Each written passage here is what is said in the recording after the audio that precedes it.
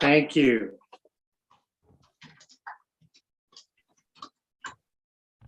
All right. So good evening, everyone, and welcome to Aurora's Committee of Adjustment meeting. Before we start, I would like to do a land acknowledgement.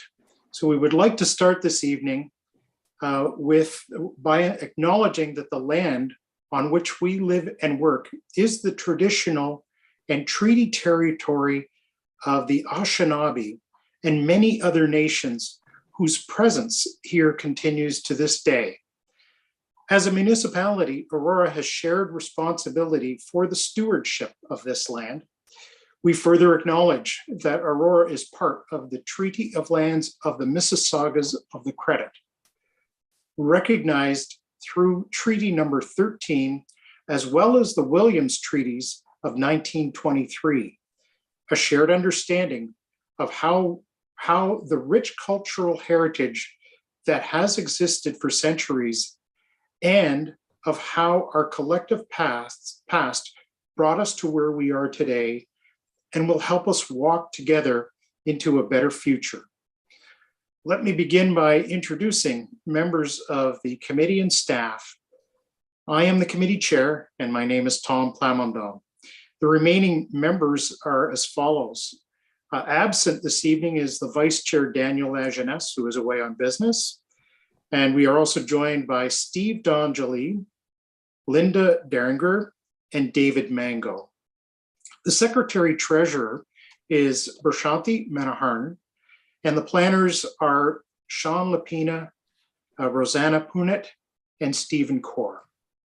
The council committee secretary is Linda Bottas, and with us this evening is Ishita Sonji. The director of development planning and director of development services is Marco Ramuno. This public meeting is being audio and video recorded. It is also being conducted virtually through the use of Zoom technology.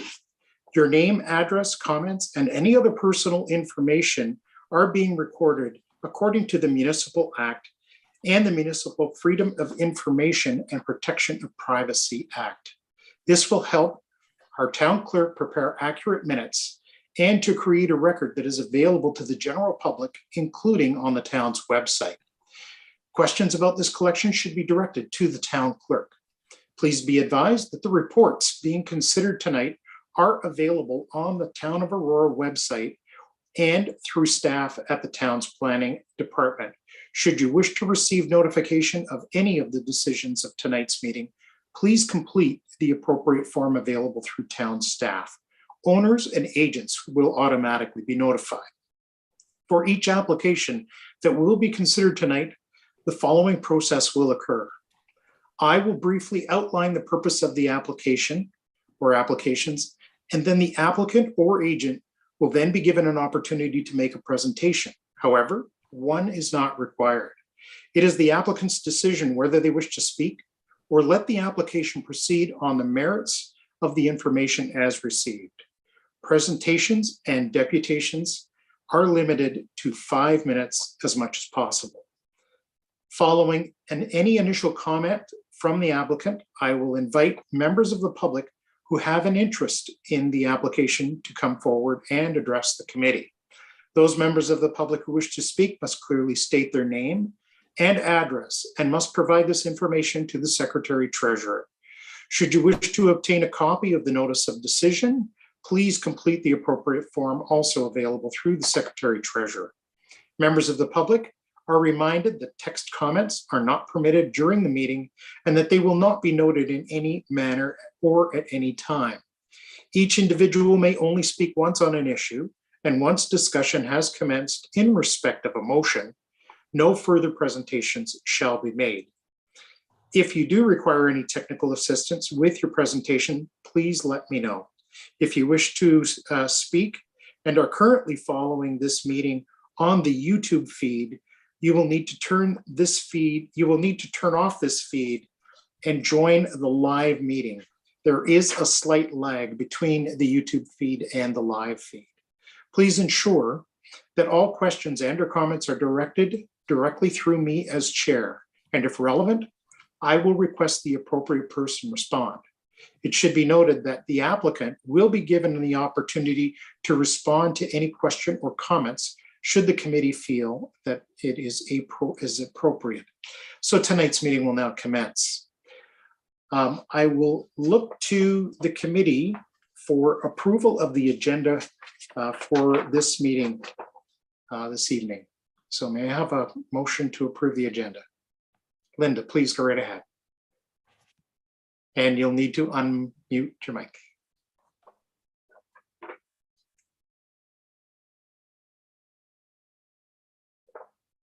You are still muted, Linda. Now I'm good. You're good.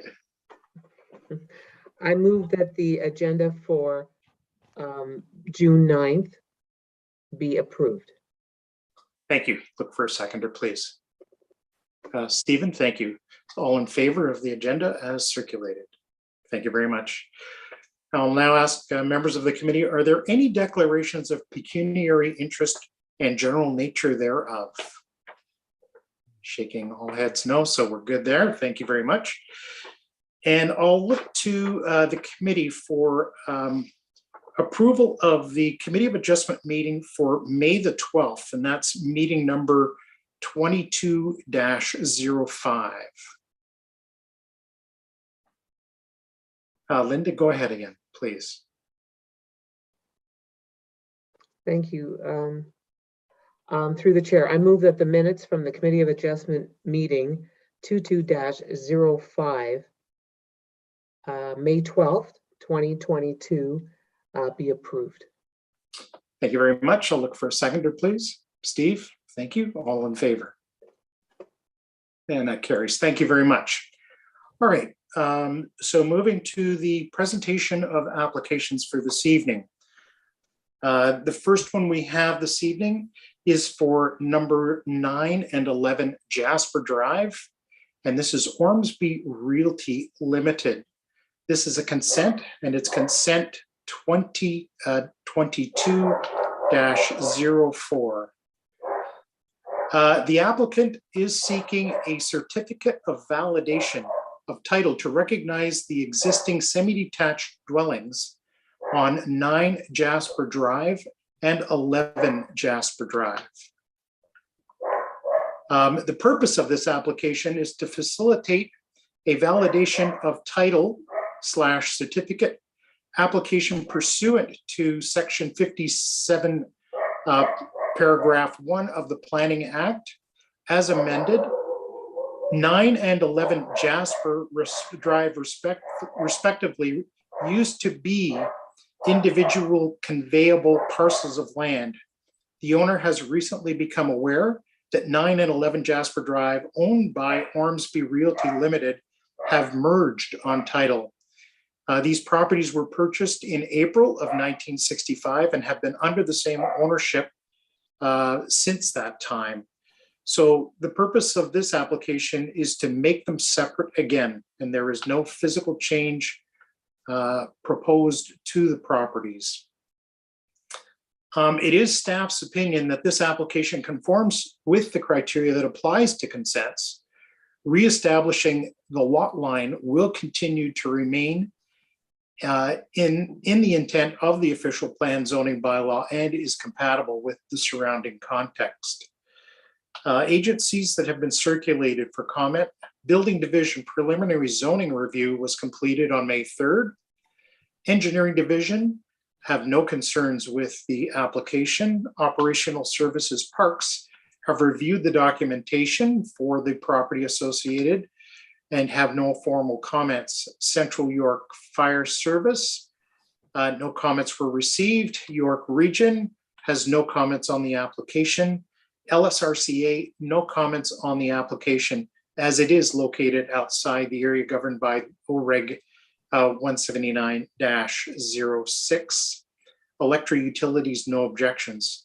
So again, staff have reviewed the application with respect to Section 57 of the Planning Act 1990 as amended. The provincial policy statement provincial plans and the town's official plan and are satisfied with the proposed validation of title application. So based on this, staff have no objections to the approval of the validation title on application C 2022-04, subject to the conditions as outlined in Appendix A, and there are 3. So I'll ask if the owner or agent is with us this evening. I believe Barbara Leibel and Robin Leibel of Ormsby Realty Limited are with us this evening. Good evening. Hi, good evening. Nice to see you. Actually, you did such a wonderful job making my presentation. I can either reiterate it all again, if anyone wants to hear the same information, or I can just say we are hopeful that this is something, it's a technical matter, and the lots were always distinct. They had their own tax roll number, their own deed, their own legal description, their own mortgage, and it was only recently that we have realized that they have technically merged on title, and are hoping that by way of this application, which planning and legal advised us to pursue, that we can make them separate and distinct again. Terrific. I don't think, between your application and staff's report, it seems very straightforward. So appreciate that. Thank you. I don't believe there is anyone here from the public wishing to address the committee on this. So I will look to members of the committee if there are any comments or questions to the applicant or staff. And everyone is shaking their head. David, are you okay on this one? Yeah, You're good? Okay. And I have no questions as well. It's very straightforward. So I'll look to the committee then for a motion on the application. Stephen, please go right ahead. Thank you very much. Through you, Mr. Chair, I move that with respect to consent application C-2022-04 Ormsby Realty Limited, 9 and 11 Jasper Drive, that we approve the consent application subject to the conditions outlined in Appendix A of the staff report. Thank you very much, Stephen. Seconder. Yes, Linda, thank you very much. And all in favor? I see all hands up. Thank you very much. That carries. Thank you very much for being with us, and we'll wish you a pleasant evening. Thank you, and thank you very much for the approval. Thank you. You are very welcome. All right, moving on to the next item. Again, this is a consent application for TFP Aurora Limited, development at 25 Mavernack Boulevard. This is file C-2022-06. There is a related planning application, and it is site plan application 2021-08. The purpose of the proposed consent application is to create 2 mutual easements along walkway and parquet blocks for access and use of a parquet, to be utilized by future seniors building and townhouse development under separate ownership, but located on the same property, being 25 Mavernack Boulevard. The application submitted is a consent application for a walkway block being 1.5 meters wide with a total area of 0.01 hectares or 100 square meters, and parquet block total area of 0.07 hectares or 700 square meters located at 25 Mavernack Boulevard. And the purpose of the consent application is to create 2 mutual easements along the walkway and parquet blocks in favor of the future seniors building and Eastern Townhouse development, as these facilities are intended to be shared by future residents of both corporations. The subject lands are currently subject to site plan application SP 2021-08 for 20 and 25 Mavernack Boulevard to permit the development of a 210 unit comprised of 211 units comprised of 210 units and one single detached dwelling. The application has been approved by Town Council, and site plan agreement is currently in draft. Overall, staff are satisfied that the proposed easements for the mutual use of the parkette and walkway facilities highlighted on the draft R plan will not result in any conflicts as it relates to shared access to the parkette and walkway facilities. Staff are of the opinion that the easements proposed maintains the general intent and purpose of the town zoning bylaw official plan. And as such, the proposal is considered to be an appropriate and orderly form of development. Additional comments received from the commenting agencies include the building division with no concerns, engineering division have reviewed the application and have no concern. Operational services parks have reviewed the documentation for the property, have no formal comments. York Region has no comments.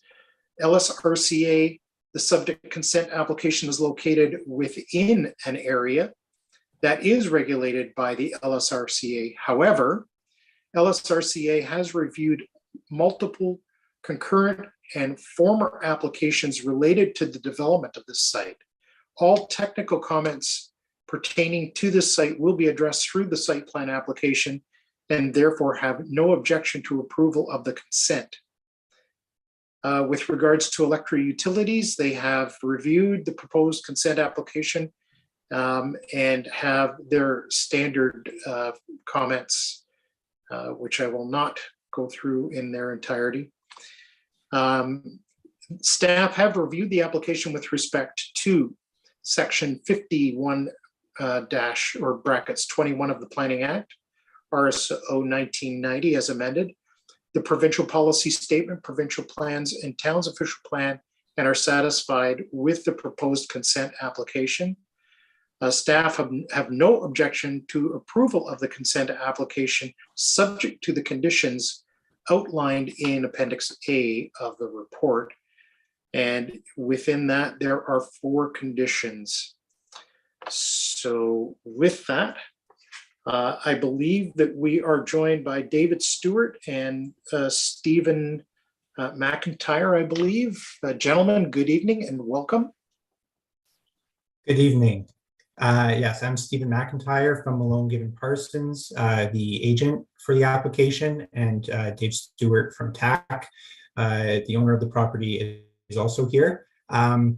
Similar to the, oh, yeah, sure, we can just get right into it. A second. Yeah, so Prashanti, if we could go to the next slide, please.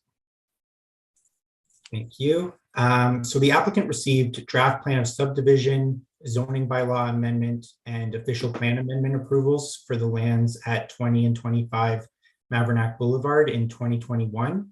These approvals were for a residential subdivision consisting of a single detached and townhouse units, a seniors block, and 2 parkettes. The townhouses and 1 condo single are subject to a site plan that was council endorsed in February 2022. The seniors block is subject to a separate site plan process and will be making its first submission shortly. Next slide, please. The eastern parkette and sidewalk connection to Wellington Street that were approved as part of the site plan process will be shared by the seniors building and townhouse condo corp. And that's shown in the blue box on screen. Ownership of the seniors block, also known as block 38, was transferred in May 2022. And to allow for these facilities to be shared, 2 easements are required, which will be explained on the next slide. First, an access and use of park easement will apply to parts 1 to 4 of the draft R plan.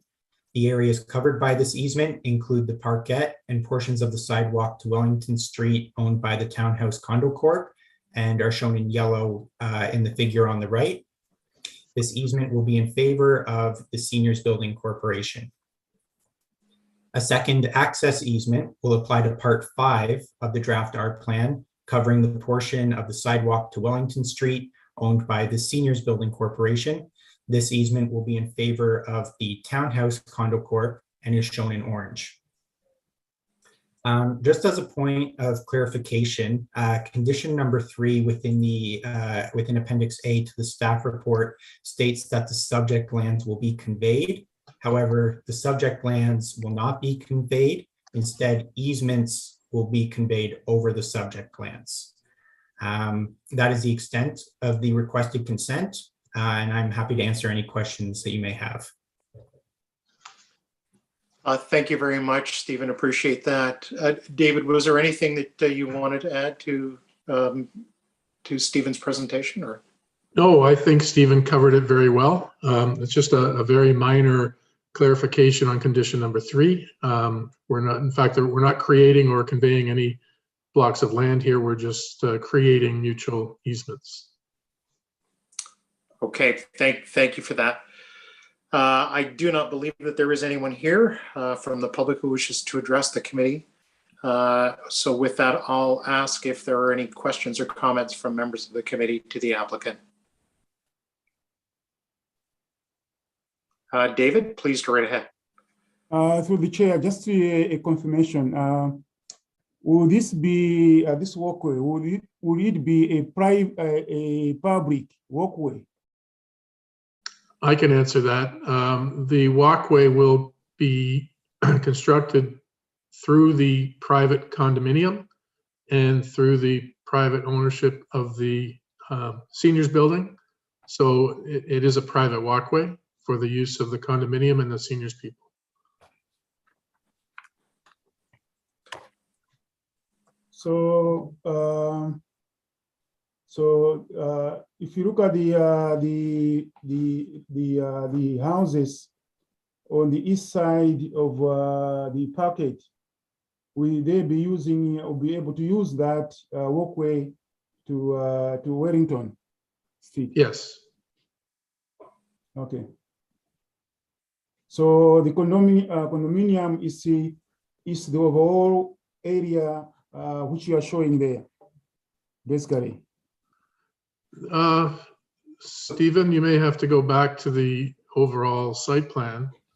Yes. Yeah, Prashanti, would you be able to pull up my presentation again, please?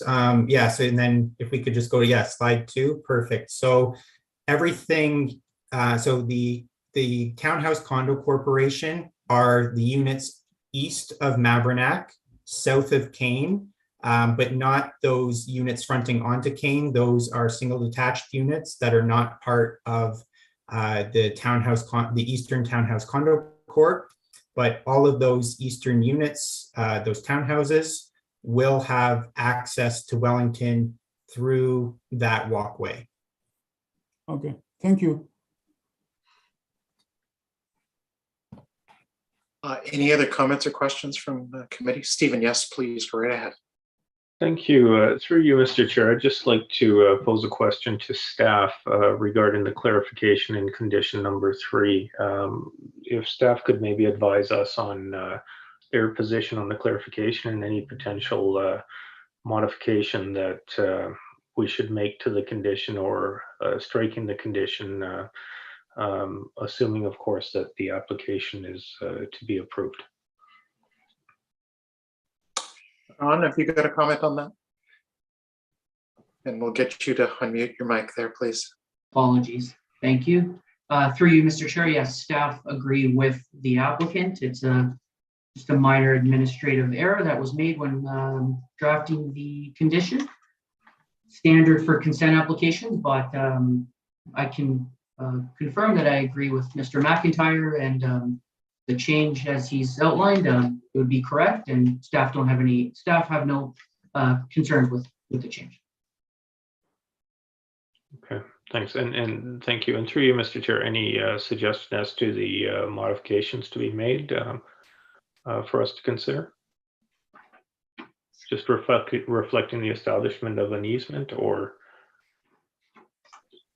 And I can jump in here really quickly, and through you, Mr. Chair.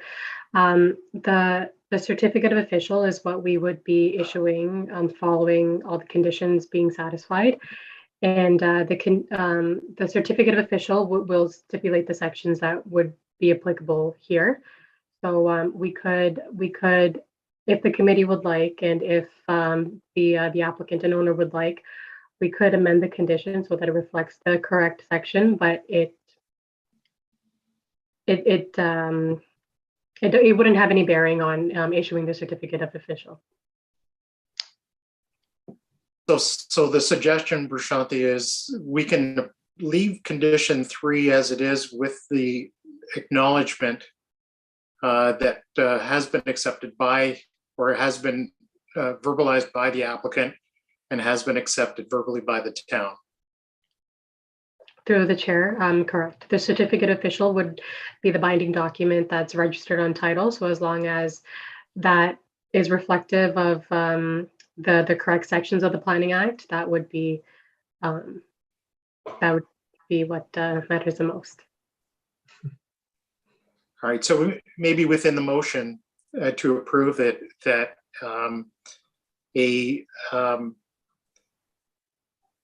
perhaps just include in our motion a statement to the effect that the certificate that accompanies the approval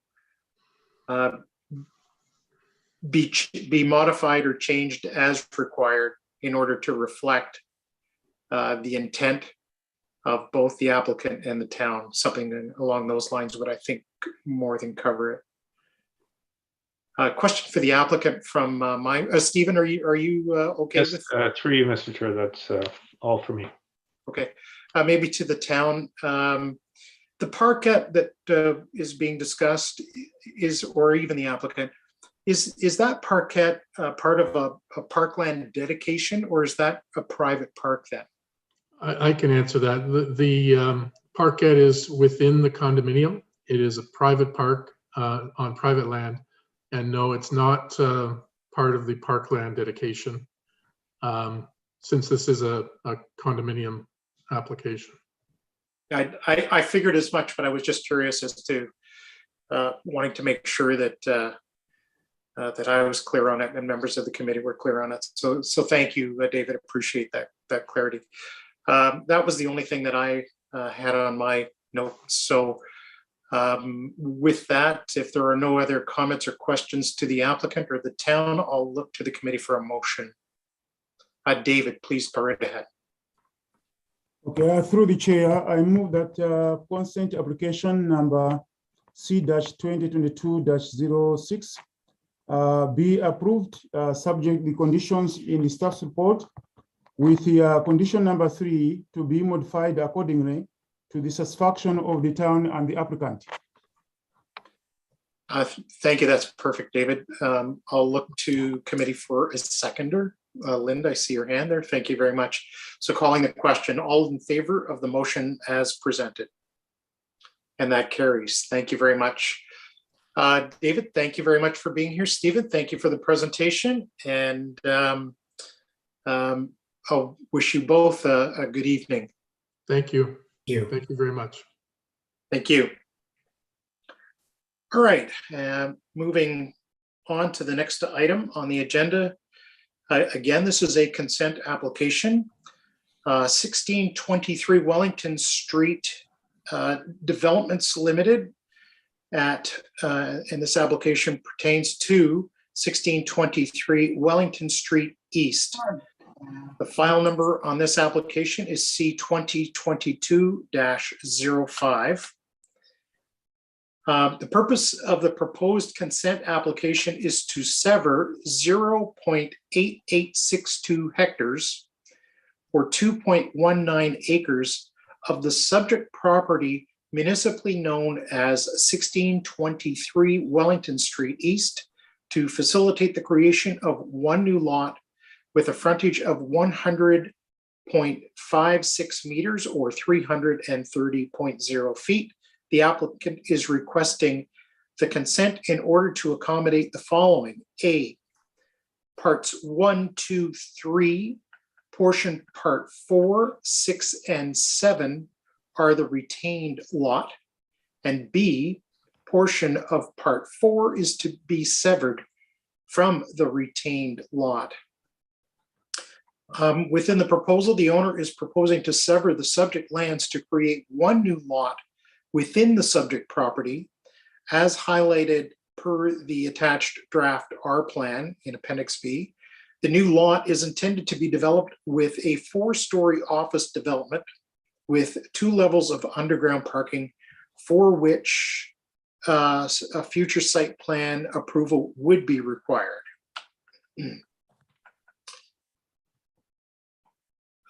Planning comments include the following. Based on a review of the Planning Act criteria, staff have no concerns with the land severance as proposed. Staff note that the retained and severed lands meet the zoning bylaw as it relates to minimum lot area and frontage requirements. In addition to this, adequate access to the newly created lot has already been established, as shown on parts 10 and 6 on the deposited R plan.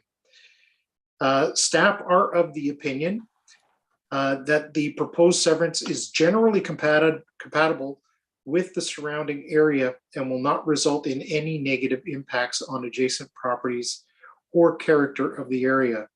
Additionally, staff are satisfied that the proposed consent application is consistent with the provincial policy statements and conforms with applicable provincial plans. The cash in lieu of parkland is required and will be secured at the site plan agreement stage, payable prior to the building permit issuance for the new parcel of land.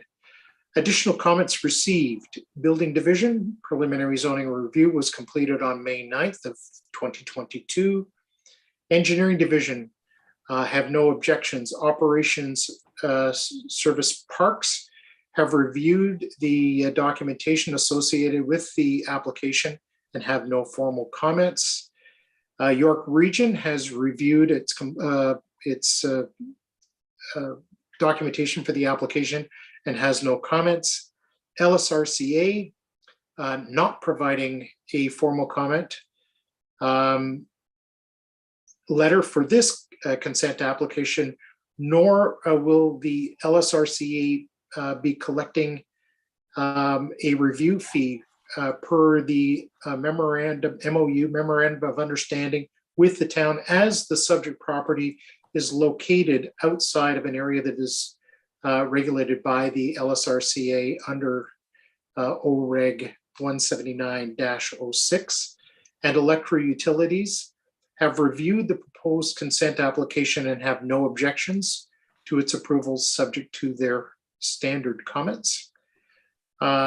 So therefore, staff have reviewed the application with respect to section 51 brackets 24 of the Planning Act RSO 1990 as amended, and the provincial policy statement, provincial plans, and town's official plan are satisfied with the proposed consent application, and are have no objection to the approval of the consent, subject to the conditions outlined in Appendix A of the staff report, and there are 4 conditions identified there. So with that, I'll turn to the applicants for this particular item.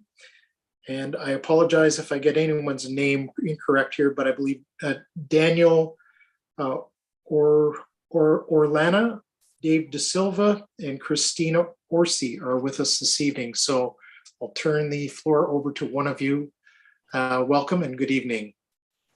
Thank you, Mr. Chair, and members of the committee. I'll keep this short and sweet. My name is Daniel Orlana. I'm acting on behalf of 1623 Wellington Street Developments Limited. As mentioned, the property being discussed today is municipally known as 1623 Wellington Street East and is located just east of the 404 off-ramp, just west of the 404 off-ramp and south along Wellington Street East. As outlined by the chair, we are seeking consent to sever 2.19 acres of vacant land from the existing 33.9 acre parcel for the purpose of a land sale. We have reviewed all comments from staff and have no objections. We request that our consent application be approved at this time. and we're happy to answer any further questions you may have. Thanks again. Thank you, David. I appreciate that. We've seen many applications come forward on that property. Certainly quite a few since I've been here. So that's terrific to see things that are moving forward and very nicely. So that's great to see. I do not believe that there is anyone here from the public who wishes to address the committee tonight. So with that, I'll look to members of the committee for any comments or questions on the application. Linda is good. David, you're okay. That's great. No questions. David, everything okay there? All right. Stephen, you okay? You're fine. All right. We're doing a good job tonight, committee members. This is moving right along. I'll look to the committee then for a motion on the application. Who wants to do this one? David, yeah, sure. You're on a roll. Go ahead. Yeah, since the other members are quiet, I said, let me just do it so that, we maintain being, fast and so on. Anyway, through the chair, I move that consent application number C-2022-05 be approved subject to the conditions in the staff's report. Thank you. Thank you very much, David. Seconded by Linda. I'll call the question. All in favor? And that carries. Thank you very much. So David, thank you for being with us this evening, and that application just passed. So I'll bid you a very good evening as well. Thank you so much. Thank you for being here. All right. Moving forward. The next application that we have this evening is a minor variance application. This is for 2 Hadley Court, the owner being Forehand. And this is minor variance application 2022-18. The owner applicant is requesting relief from the requirements of the town's comprehensive bylaw, zoning bylaw 6000-17 as amended, to facilitate a widening of an existing driveway for a detached dwelling. The following relief is being requested. A, section 5.6.1a II of the zoning bylaw allows a maximum driveway width of 6 meters if the lot frontage is greater or equal to 9 meters and less than 18 meters. The applicant is proposing a driveway of 8.5 meters. The applicant stated reason for not complying with the zoning bylaw is as follows. It states in the staff report that our family has lived in Aurora our whole life, 18 meters. Now, sorry, I'll just ask everyone else to keep their mics muted for the time being. Thank you. Our family has lived in Aurora our whole life, and now they are older and all drive their own cars and are all working. With 5 of us living here, we would love to have a little more room to park and keep our cars off the road where we currently park often. We find ourselves parking on the grass at times to keep our cars off the road, as we have had a few people hit our vehicles on the road, which has left us with a pricey repair several times. So it would be nice not to park on the grass as it looks very bad afterwards. So obviously there are more cars than expected in the family at this point in time. Additional comments that we have received from the building division. The preliminary zoning review was completed on May the 9th, 2022. Engineering division have reviewed the subject minor variance application, have no objection to this, provided the owner enter into a memorandum of understanding and agrees to assume responsibility of maintaining the existing water valve and underground water service line coming within the driveway widening. One, that the owner shall always maintain the water valve in workable operating condition. And two, that the owner shall be responsible for any future repair / replacing of the water valve and water service line as per the town's standards and specifications. Operational Services Parks have reviewed the documentation for the property associated with the above application. There is a municipal tree situated on the subject property adjacent to the existing driveway that is proposed for widening. The tree will be impacted by excavation or disturbance due to construction. This may result in irreparable damage to the root system, and tree will require removal to accommodate the driveway widening. In view of the above, staff recommended the committee impose a series of following conditions if the application is approved. There's going to be some discussion on that, I am sure. Central York Fire Services, no comments received at the time of writing of the report. York Region, no comments on the application. LSRCA, not commenting on the application as it is located outside the area governed by OREG 179-06. And Electric Utilities has no objections to the approval. Planning staff have reviewed the application with respect to section 45, subparagraph 1 of the Planning Act RSO 1990 as amended, and are of the opinion that the requested variance does meet the 4 tests of the Planning Act for granting of minor variances. Staff recommend approval of the requested variance subject to the conditions as outlined in Appendix A. In Appendix A, there are 3 conditions. And with that, I will look to the applicant. I believe we have with us this evening Steve Forehand, if I have that correctly. Good evening. Yep. Good evening. Welcome. Thank you, And, Tom. Please, if there are any comments or information that you want to share with the committee, please go right ahead. I think my little letter said it all. I wanted to keep it short. This is a small item on your guys' big list, and I'd like to appreciate your time this evening. With regards to maintaining the water valve underground, I guess when I spoke to Berchant earlier, I guess I thought I would take responsibility of making sure that the concrete would be removed if there were any times where the piping would need to be changed. But I guess I would take responsibility to pay for any new valve or water line that has to be changed in the future, correct? So that will be a question that we'll put to Berchant in a moment. Right.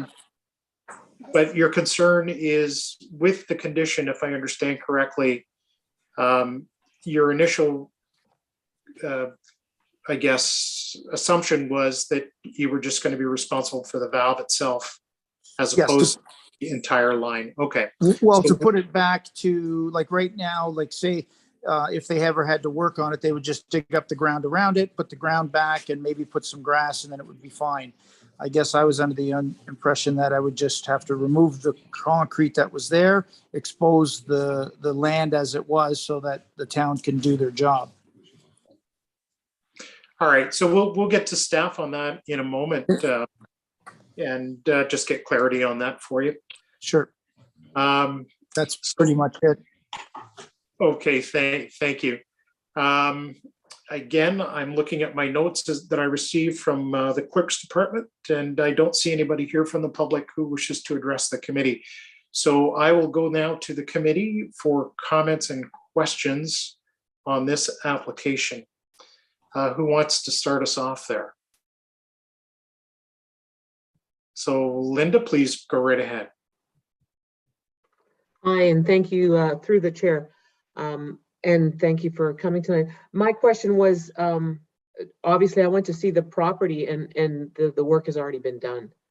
I was surprised to see that and that it had been presented, it had been done, it had been completed prior to you coming to the Committee of Adjustment for any kind of a approval or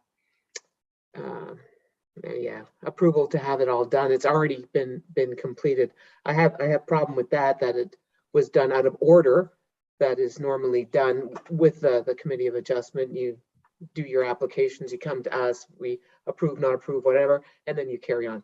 Other than that, I mean, I can see the curb cuts were done. I can see they weren't, they were done with a saw, a sharp thing, and it seems like it's been done a long time ago. So I guess my question to you would be, through the chair, if you could just explain this situation, how this all transpired, and we'll go with that, okay? Thank you very much. So if you want to just unmute your mic, Steve, please. Yeah, and we've got some questions about that. We're here looking at something that's basically to one degree or another done. So can you just run us through when you made your application? Was the work done already? At what stage was the work completed? Were staff aware of the situation? Just fill us in on that if you don't mind. Right. So it transpired, we do work for some of the local contractors in town, and I had requested who he uses for asphalt. So then when I spoke to him about asphalt, he mentioned we could do concrete. So I said, sure, when could we do that? And he said, next week. Well, nobody ever says next week. So I took the opportunity and said, yeah, let's do it. And then when he showed up, those machines, me being me, I didn't think that, going small was the proper way. Let's make proper parking for everybody. And the fella had reminded me numerous times that, Steve, the town probably will come out and then you will have to do a permit. I said, okay, well, I guess, me not knowing any better, he just said, that's the procedure. So, and then shortly after, about halfway through the project, the town came out, your officers there, and then I got the ball rolling with the permits in place. And of course, as you know, you need to apply for one permit, the APR, I think it is, or one permit, then you have to apply for the minor variance. So everything takes us several days. And at that point, when I started filling out the applications, the fellas were already ready to go for the concrete. And I thought that's not good to just stop and let it sit there with, 8 inches of dirt lower than the driveway, full of rebar. That was a dangerous situation. So I just took the chance and had it all poured in and thought, well, if you guys disapprove of it, then I'll just spend some money and take it out. So let me just, again, get a sense of timing here. When did the work actually take place? At the moment, I'm not sure what Friday it was. I could zoom you out and then go to my text message and find out when they poured the concrete. And then I know from that day back when it was. Are we talking 2 months, 3 months ago? Oh, no, within probably the last 28 days. I'm thinking it was within the last 28 days, maybe 6 weeks max. So, Do you remember what day it was, son? well, 29th of April is, I think, that's when the fellas came. So it was the before 29th that. of April, the 29th of April. Yeah, it started 7 days before the 29th of April.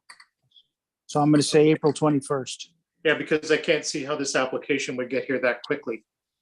If that was the case, if, between the application being presented, the circulation time for staff reports, was the curb saw cut done more recent? Nope, it was done probably if that was, my son just sent me a video of when the officers came on the April 29th. I'm thinking they might have cut it on the 24th of April. So in and around the same time. Okay. Yeah. I'm sorry, It was done. Linda, like- I yeah, jumped sorry, in go on ahead. you there. But I wanted to, I know the question you were asking, I just wanted a more complete answer there. Through the chair, that's fine. That there, yeah, there was more information was needed for sure. I just thought I'd start the ball rolling and find out what was going on and how that all happened. And Right. when the other question I have, when did you apply? When the bylaw officers came, is that actually when you applied to the committee and started filling out? Yep, immediately after the fella Christian came, I think it was my son, it was on a Thursday. I immediately contacted Brashante on the Friday, and then she sent me all the documents. And then by, I think Monday, I had the first form sent out. I always forget the name of it, the APR or APZ form. Yeah, through the chair, I just could, when you say the Monday and the Friday, kind of lose us there because we don't even know what month you're talking about again. Was that like in April that happened? Can you? It would have maybe- been, I should have wrote down dates when I did stuff. I don't, they're in my phone. If I zoom you up, but then I lose you. Oh no, I can still see you.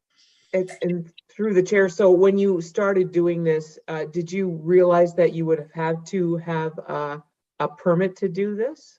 Not at the start, because when we started it, we were just going to do the same space that was there already. And then about 3 days in, then I realized that we were going much wider than anticipated.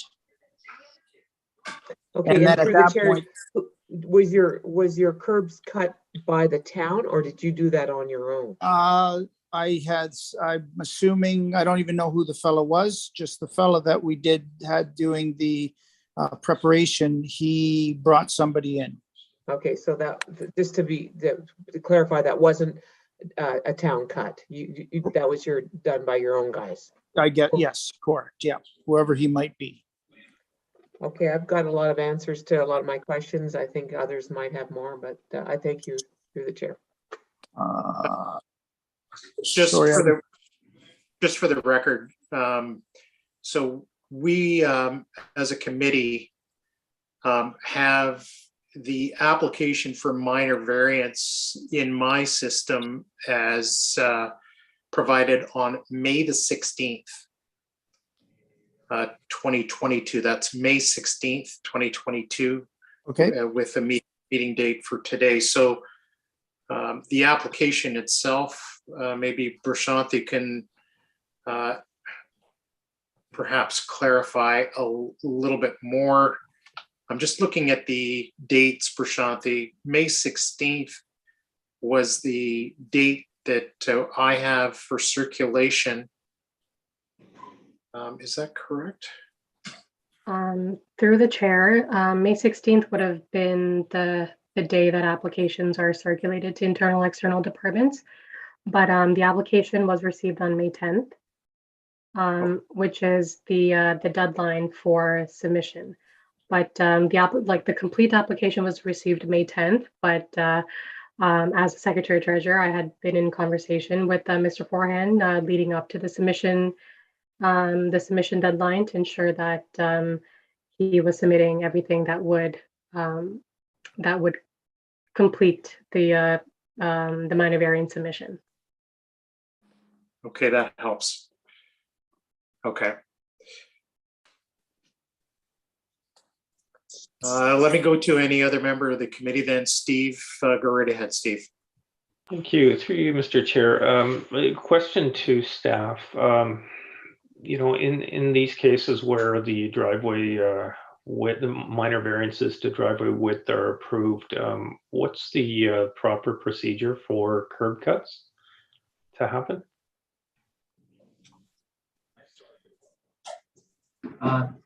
Through you, Mr. Chair.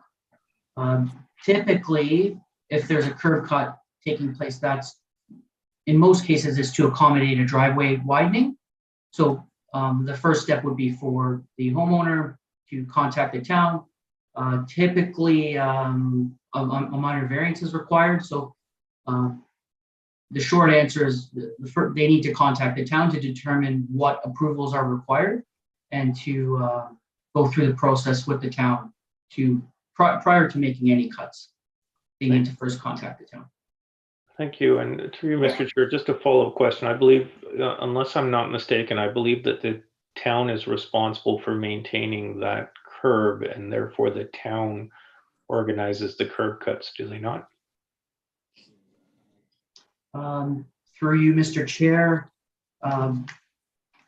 if it is a part of a public right-of-way, that is the case. So yes. So in this particular case, and you know, upon visiting the property, I was looking at the location of the curb cuts, and I'm looking at a picture here where the curb cuts, it's the driveway, the actual asphalt seems to be wider than the curb cuts. And when I look at the sort of the pattern of use where, you know, it looks like, you know, either sod has been replaced or the parking occurred on the lawn. It indicated to me that we might have an issue here with where the curb cuts occurred not being wide enough, and that there will be driving over the curb, and there could be future damage. So just looking for staff, you know, how we address the situation where curb cuts have been made by the applicant or the applicant's agent, not following the correct procedure. Would staff recommend that we have a condition in here where it's reviewed, or is staff comfortable assuming responsibility for the maintenance of a curb that has potentially not been cut properly? Through you, Mr. Chair, so the town's operations department does have a process in place to confirm that it's done properly. So if you do wish to include a condition whereby, you know, an inspection would take place by the town's operations department as a condition of approval to ensure that the curb was cut properly and, you know, in line with the town's review process, then staff have no concerns with that. Yeah, thank you. I think that would be advisable if, you know, if we were consider approving this application. Just through you, Mr. Chair, another question to staff. Sean, we see an awful lot of these things, you know, and in general, I've only seen one case where staff has suggested not approving the application, and in that particular case, I think it was approved by the committee. I'm just wondering here, what is the intent of the bylaw here for the width at the street? Because we seem to be approving them sort of more as an administrative effort here. And I see the reference to softscaping, you know, and I understand that. And if I look at this particular experience or example, the property being a corner lot doesn't have a significant amount of softscaping left. You know, I understand if I'm not mistaken that the idea in general of the zoning is to have it wider at the entrance and then narrower at the street. You know, and that the idea here is to ensure that we have enough softscape here, and is that not covered through front yard setbacks and lot frontages for the width of the driveway? And what assessment process does staff go through to determine if something were to be approved or rejected?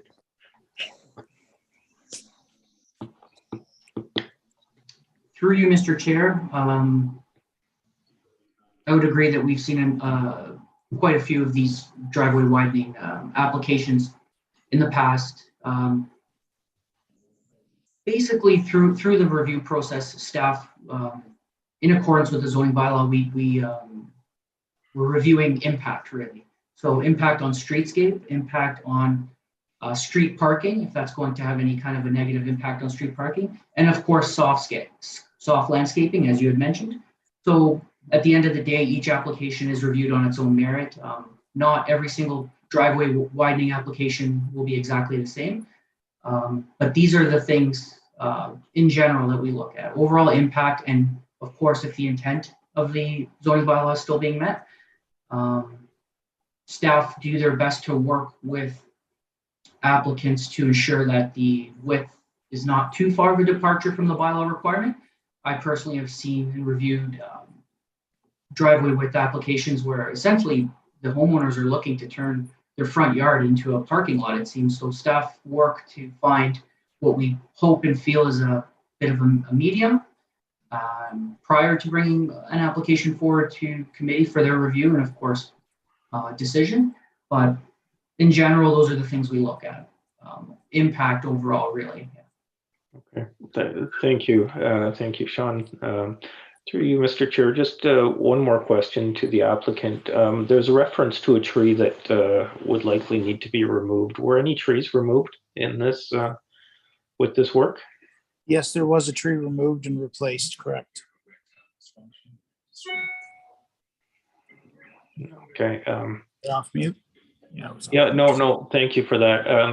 You know, that I'll be honest with you, this one really puts me in a tough position because I can't assess that tree and whether I think it should have been removed or not. I'm just unable to do that right now. You've taken away the committee's ability to assess that, and I look at this and just the amount of softscaping that's here. There's not a lot left. There's a lot of front yard left out here, a lot more than a lot of my neighbors have, that's for sure. Well, I think down the side, but if you look at from the streetscape, it's a lot less than we've seen when we've approved this. So I'm going to think about this a little bit, but I would suggest that if I'm comfortable with this one, I'd only be comfortable if we put that operations inspection condition in, and and it's a big if right now. So through you, Mr. Chair, that's all I have for now. Evie, we may end up coming back to you there because other members of the committee and myself may jump into some other comments here. Let me go to David. David, I see your hand up there, so go right ahead. Yeah, through the chair, basically, I'm really troubled with this application, just like the other member. And I'm also troubled with the report itself. Report, if the way it's written, it doesn't acknowledge that works have been done already. We are hearing here from both staff and the applicant that they knew the work was done already. From the past, the report is usually phrased in such a way that it's like it's asking to confirm something is non-conformity. Here is something has been done already. But if you look at the report, it's written in such a way that nothing has been done and it will be done. Like the driver will impact the trees. Everything is like written in such a way that the committee has to approve first before work's done. But we know here that when the applicant was making an application, the town staff knew that that the drive has been done already, and they were called in, or they went there and they discovered this, and then they helped process the application. So even the report itself, it doesn't reflect or acknowledge that work has been done already, and they were writing this report after the work has been done already. Everything is being written in a future tense, like the tree will be impacted and so on. So if you look at what the other members mentioning, it's really troubling me, even the way the report is written. Basically for us, it's just a rubber stamp that, okay, things have been done already. And they're trying to question our duty here. So it troubles me. And you're looking at the driveway, the way it looks, it's very, very wide, very, very wide. If you look at the way, I've been decided also on the other stuff, I've been to the site, looking at it, a lot of grass has been cut. In many cases, you would have, as the other member said, you would have a little bit narrower, of course, not meeting the 6.5. It could be maybe a bit wider, maybe 7, but it will be like it's narrower near the street line, and then get wider inside so that the cars can go, sort of like a landscape feature. And we've seen this in many places, but that's not the case here. So it's really it's troubling me in terms of approvals. It's actually removing the the authority we have. We're approving something which has been done already, and the staff already know that it's been done, and the report is not written in acknowledging that something has been done already, as if it's going to be done in the future after we approve or we reject. So these are my comments. I don't know whether staff can comment on that way they've written the report. So David, I agree with you, and I'll go to Sean again on this. Let me just double check something here. Actually, this is Prashanti's report. She is here with us, and she did allude earlier to a significant well, I'll let her elaborate. Prashanti, you did mention earlier that you had some discussions with the applicant in and around the time the application was filed. So I'm kind of wondering, if you want to comment on David's observation that, yeah, this is the committee of adjustment where you ask for permission as opposed to forgiveness. So it's not the committee of forgiveness, it's the committee of adjustment for those applications that come forward. And I'm curious as well.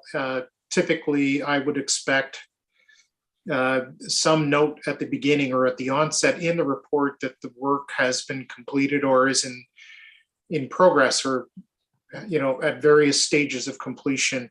Because looking at the conditions here, I mean, it's almost irrelevant at this point in time to even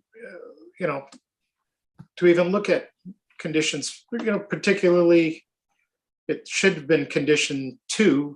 There's 2 condition 3s in this, but the first 3, that the owner enter into a memorandum of understanding to the satisfaction of the town and agrees to assume responsibility for maintaining, et cetera, et cetera. I'm as well am at a bit of a loss here. So Prashanti, was there anything that comes to mind on David's comment or mine? Through you, Mr. Chair, if I may respond on behalf of planning, considering that Prashanti is here in the capacity of the Secretary Treasurer, I can definitely answer the question. Thank you. When the application was submitted, staff were not aware or informed that any of the works had been completed. The report was drafted and completed, and then staff were made aware after the fact. So had this information been presented to us from the onset, absolutely, this would have been referenced in the report. 100%, we would have informed committee and let them of course be aware, but the report had already been completed by the time this information was made available to staff.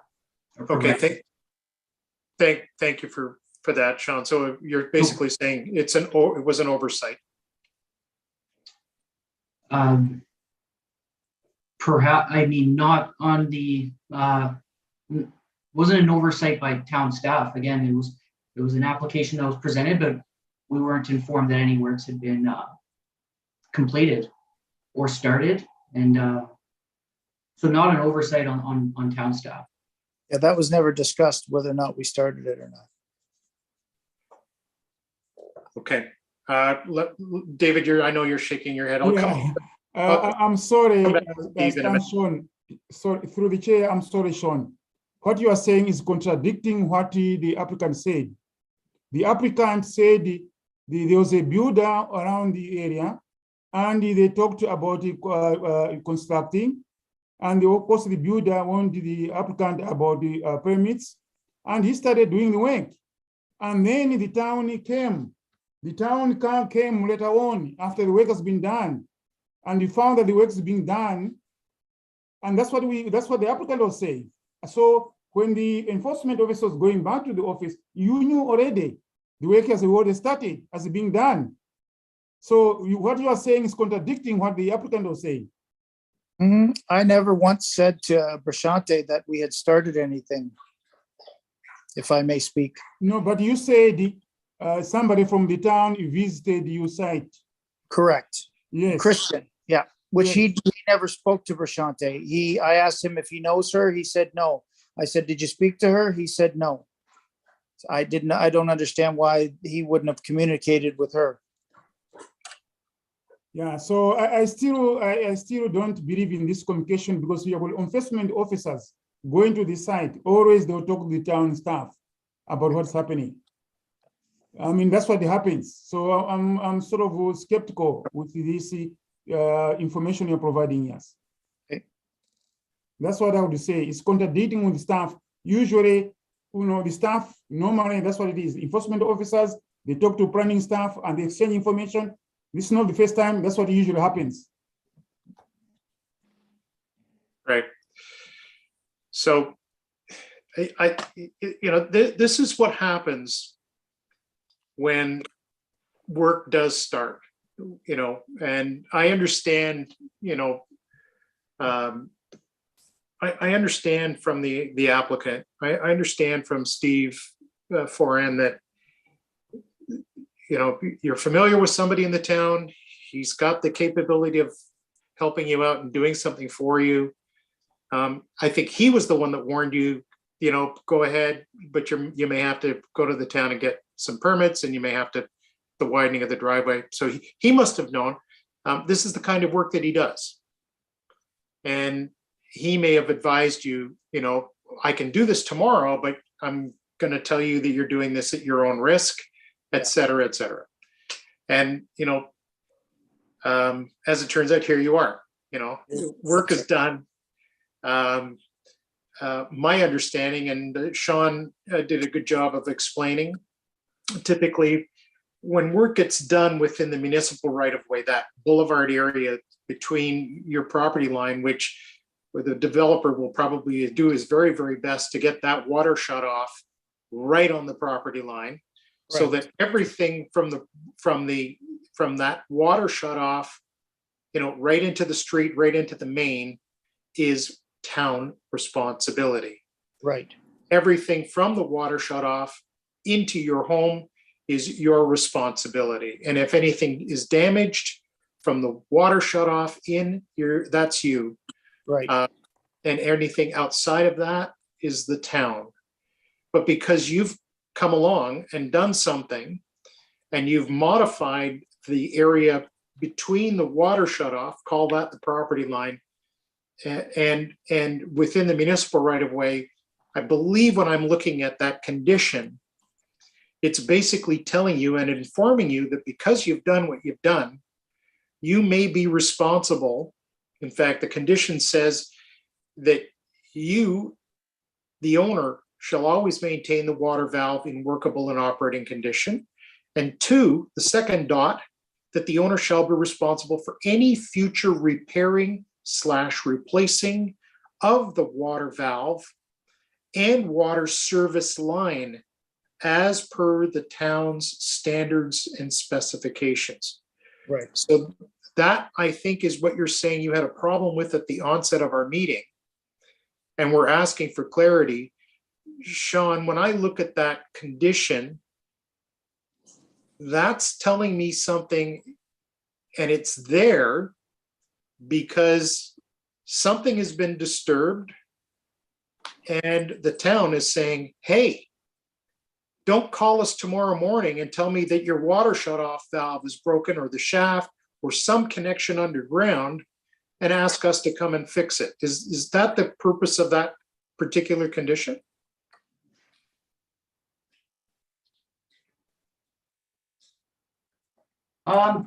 Through you, Mr. Chair, I mean, ultimately at the end of the day, it's the owner's responsibility, right? So it's not so much a matter of the town making an effort to absolve ourselves of any kind of liability. It's more so, it's just and putting the onus on the owner. If they've chosen to make this, this alteration, it's their responsibility, right? So I mean, in the event that there are any issues as a result, then the owner is responsible. So I believe that's the main intent behind the conditions. And similar to Steve's comment, Steve D'Angeli's comment, if I may, Steve, and I hope you don't mind me jumping in on this because what's happening here. The additional condition that I think you're suggesting go in here is because,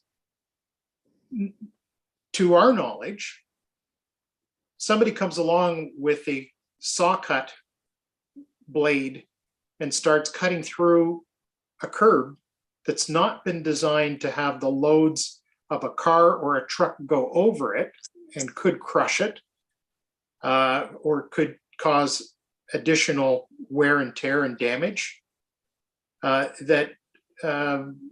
is normally done by a city authorized company or agent and not somebody who just does driveways and may do other works, I'm not sure. Has the suggestion being made is that the town would be able to go back now and look at those saw cuts, and if they don't like it, if it doesn't meet the town standards, that the areas that have been cut be replaced to the satisfaction of the town in accordance with town standards. And I see Steve Forehand, you're shaking your head yes there, and I think that would be only prudent, not so much for this committee, but for the town to have that ability to say, this should have been covered off because now we see that the work has been done. Right. I understand.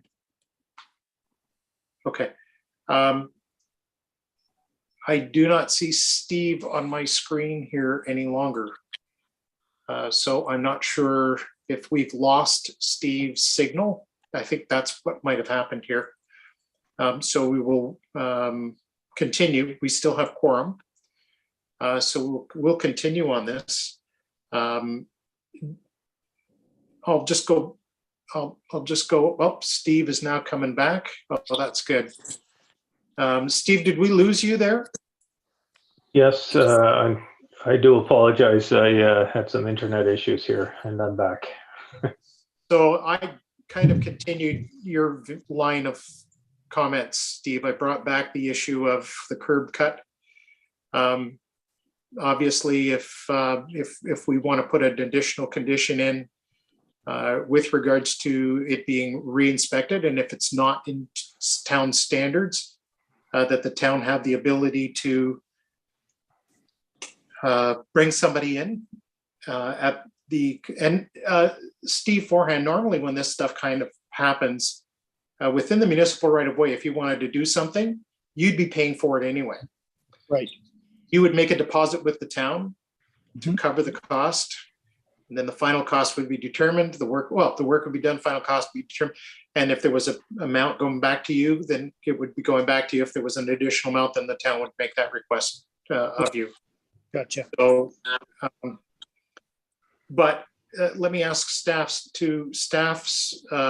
knowledge. Sean, has there been a memorandum of understanding being drafted? Or are we waiting for the committee on that with a decision first? Through you, Mr. Chair, we are waiting on a committee decision first. Okay. So nothing's been drafted. All right. I'm good. I'm going to leave it back to Steve. Did you want to add anything further? I did, and I'd like to make a comment that I've made before, and I'd like to reiterate it. And I fully recognize that it's within, staff's purview and discretion how they handle cases like these. But I'd like to address the comment that David made, because that's the other troubling aspect here, that staff were aware early on in this process, the inspection team, maybe not planning staff. And I think that that's actually a breakdown in the process where we have, bylaw enforcement that's out there. Doesn't seem like any sort of violation was issued.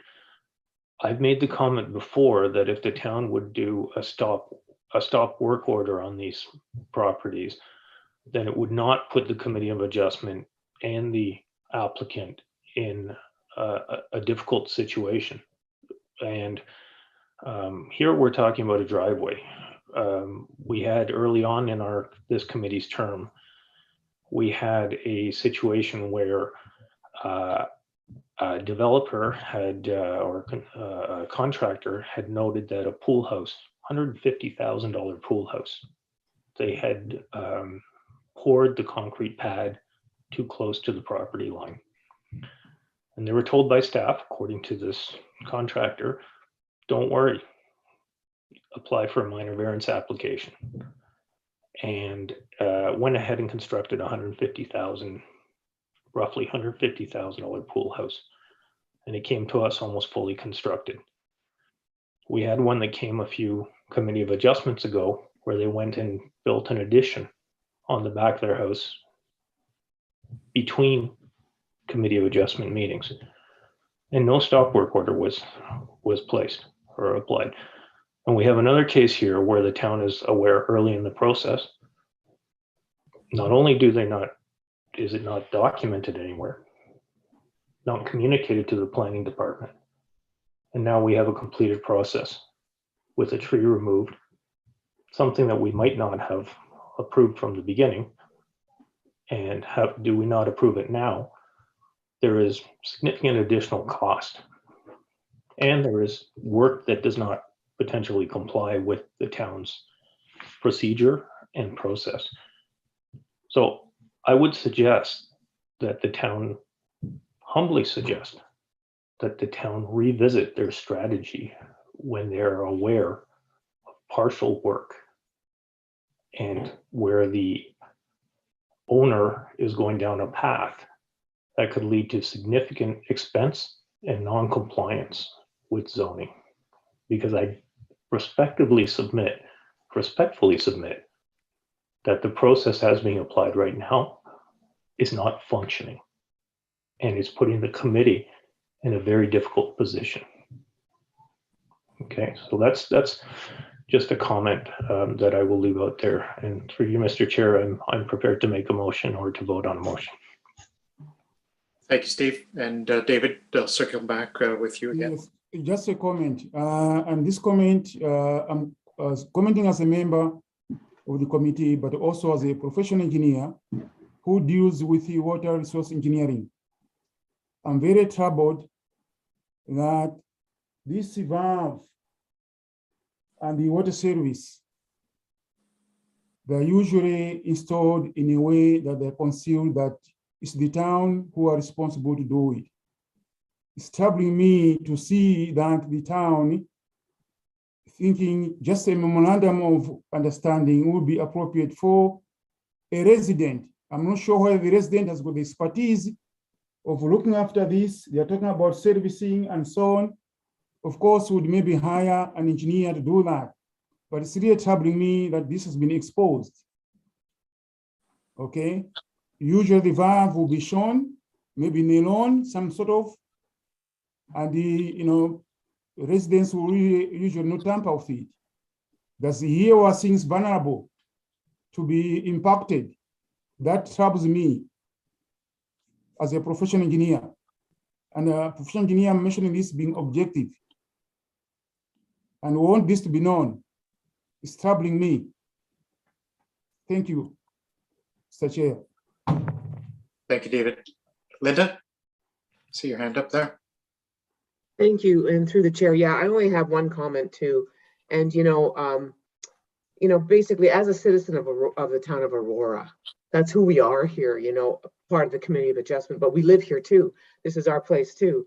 And you know what? And it's like a blatant disrespect to the bylaw, to the town, to the rest of the citizens in here, when you just go ahead and commence something, do something, and don't go by the proper authorities or the proper rules and regulations that the other citizens within the town of Aurora do follow, and they do it properly, and they go by and it's a pain sometimes to do it, but they fill out the paperwork, they do it, they come to us, they ask, we said, no, not that far, you can go this far, they do it, you know, and just to override it all and just go and do as you want.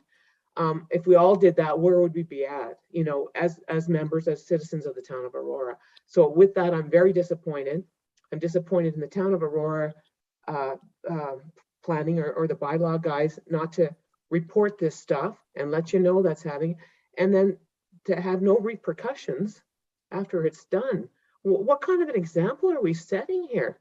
Why would anybody bother? Why doesn't everybody then just go ahead and do what they want and say, oh, we'll just go to the committee later? What do we care? How many trees you want to cut down? What do you want to do? Why don't they just go ahead and do it? You know, you have to, there has to be a repercussion for not following the rules.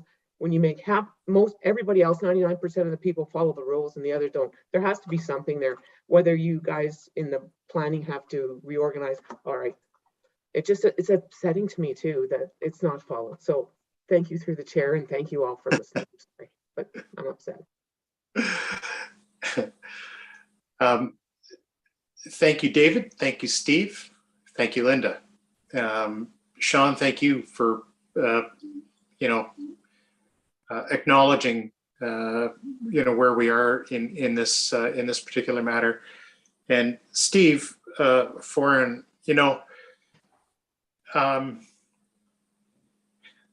I've been known on this committee to try and understand why the municipality sets the regulations that it does. And I understand that.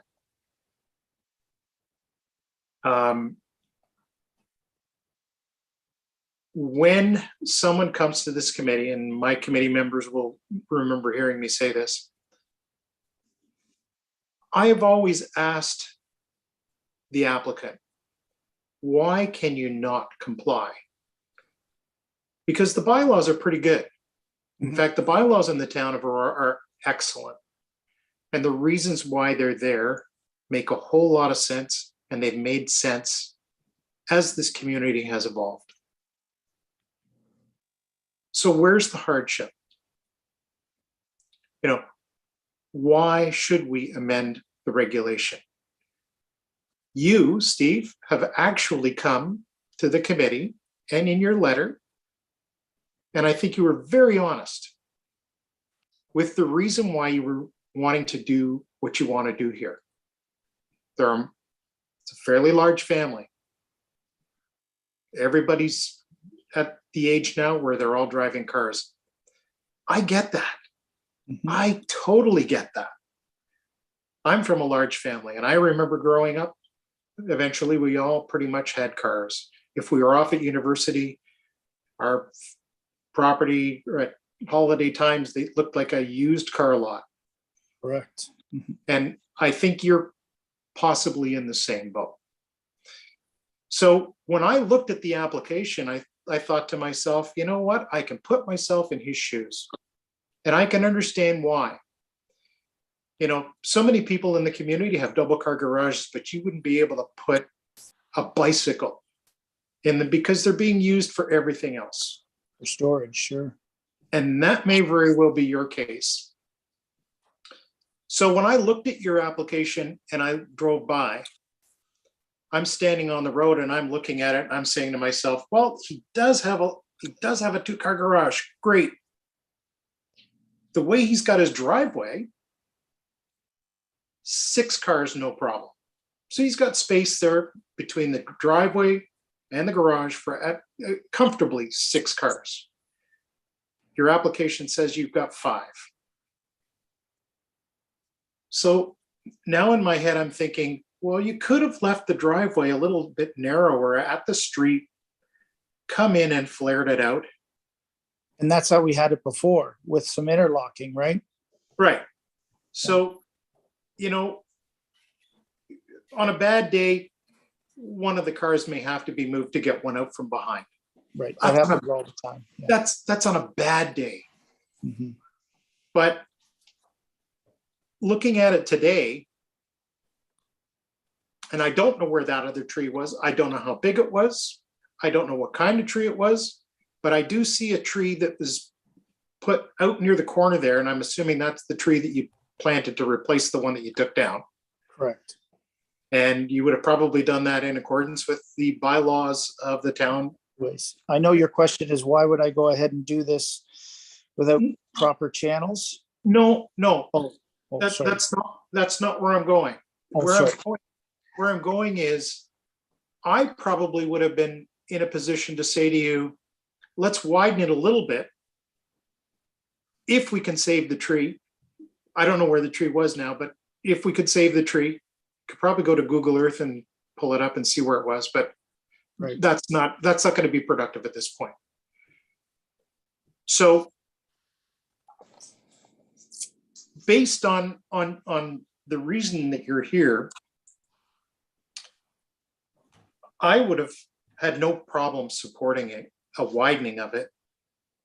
And based on the 5 cars and even 6 cars, guests, you are all home, 5 or 6, you know, I don't care, just number of people show up, you need parking on the street, additional parking in the driveway if it's there and available, great.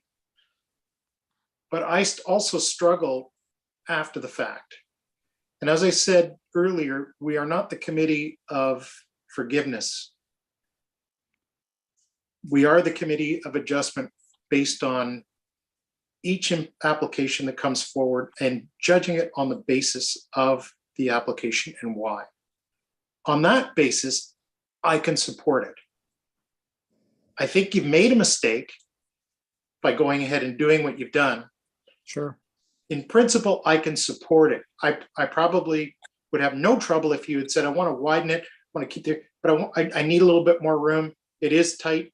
We can maneuver, but as David Mango mentioned, yeah, it's 6 meters. Maybe we would have gone 6.5 and left the tree if we could, or maybe even 7, if it was a significant tree, and suggested to you, no, let's leave the tree. But where we are now, I am not sure what the other members of the committee are prepared to bring forward.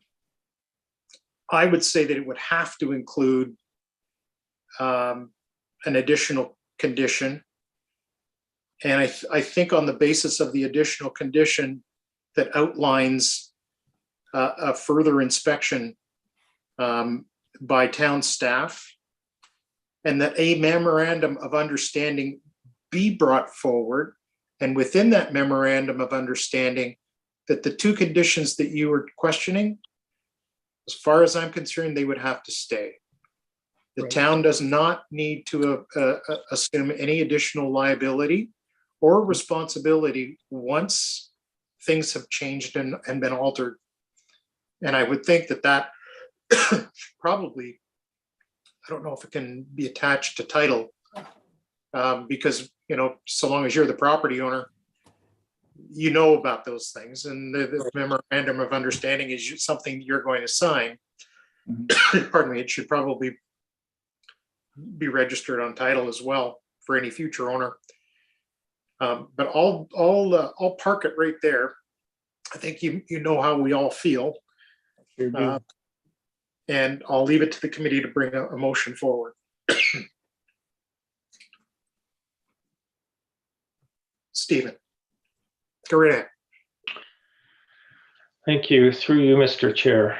With respect to minor variance application MV-2022-18, I move that we deny the application based on the 4 tests of the minor variance application process, specifically that with respect to the test that the proposed variances meet the general intent of the zoning bylaw. I believe that they do not, simply because I do believe that the construction as currently performed does affect the streetscape and does affect the extent of the softscaping available on the property. And with respect to the test that the proposed variances are considered desirable for the appropriate development of the land, unfortunately, I cannot assess the condition as it existed prior to the work done, and I cannot assess whether maintaining the tree or removing the tree would be an appropriate development of the land. For that reason, I respectfully move that the motion for this minor variance application be denied. Look to the committee. Is there a seconder for the motion? There is a seconder, David. So on the basis of that, I will call the question. All in favor of the motion to deny the application for 2 Hadley Court, minor variance 2022-18? All in favor? And no one against. So, Stephen, unfortunately, the committee has taken the position to deny the application. I would suggest that you do talk with town staff. You do have options. There are options available to you. And that, there may be some further negotiations with staff whereby I'll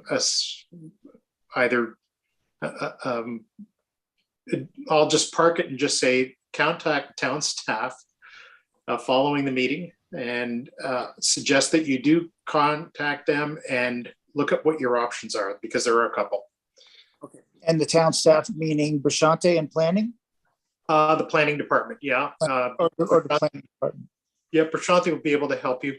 No question. She was part of, she's acting as the secretary treasurer tonight, so she can't really and probably shouldn't really be commenting on it.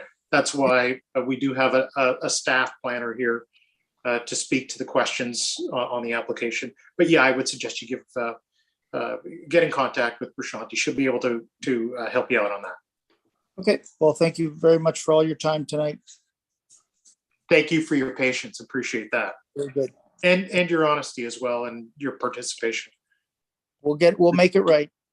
Thank you. Thank you. Have a good evening, sir. Bye now. All right.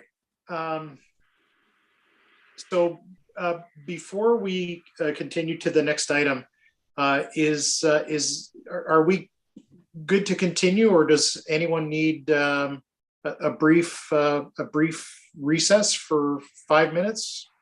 Yes, please. Okay. All right. So That would be very nice. Thank you. Through the. okay. So we are going to, let's see, my computer is telling me we're at about 8:42. If we can recess the meeting for a quick 5 minutes is probably all we need. Yeah, okay. So we will reconvene in 5 minutes. Through you, Mr. Chair, just a reminder to all members that the live stream is still on while we're recessing. Or Courtney will go up to notify that we're in recess. So just for information. Yes, and thank you very much for mentioning that, Ashanti. I appreciate that. All right, so we are now recessed for 5 minutes. Thank you, everyone. We'll see you back in 5.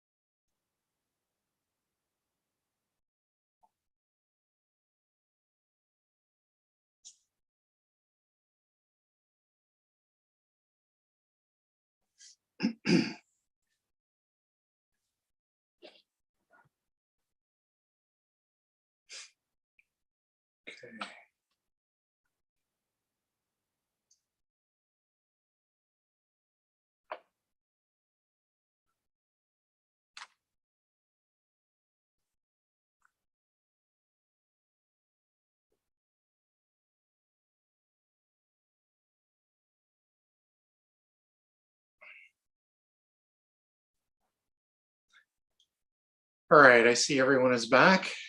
So we will resume our meeting. Thank you all for your patience. We are now moving on to item 6.5 in the presentation of applications.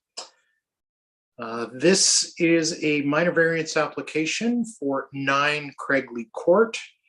The applicant is a Mojan Ahmadi, and this is minor variance MV 2022-16. The owner applicant is requesting relief from the requirements of the town's comprehensive zoning bylaw 6000-17 as amended to facilitate the construction of a deck. The following relief is being requested.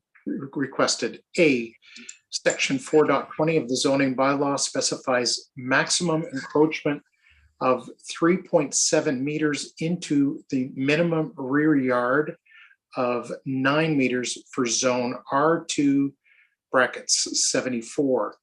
The applicant is proposing a deck encroaching 4.8 meters into the minimum required yard. The applicant is proposing to build a new deck in the same area of the existing deck. The current encroachment of the existing deck is 4.8 meters or 16 feet. The new deck will have the same rear yard setback of 4.8 meters. So no additional encroachment. The applicant's stated reason for not complying with the zoning bylaw is that the existing bylaw does not accommodate existing and proposed design. Comments received from other agencies and departments. The building division completed its preliminary zoning review on April 14th, 2022. Engineering division comments received stating no objection.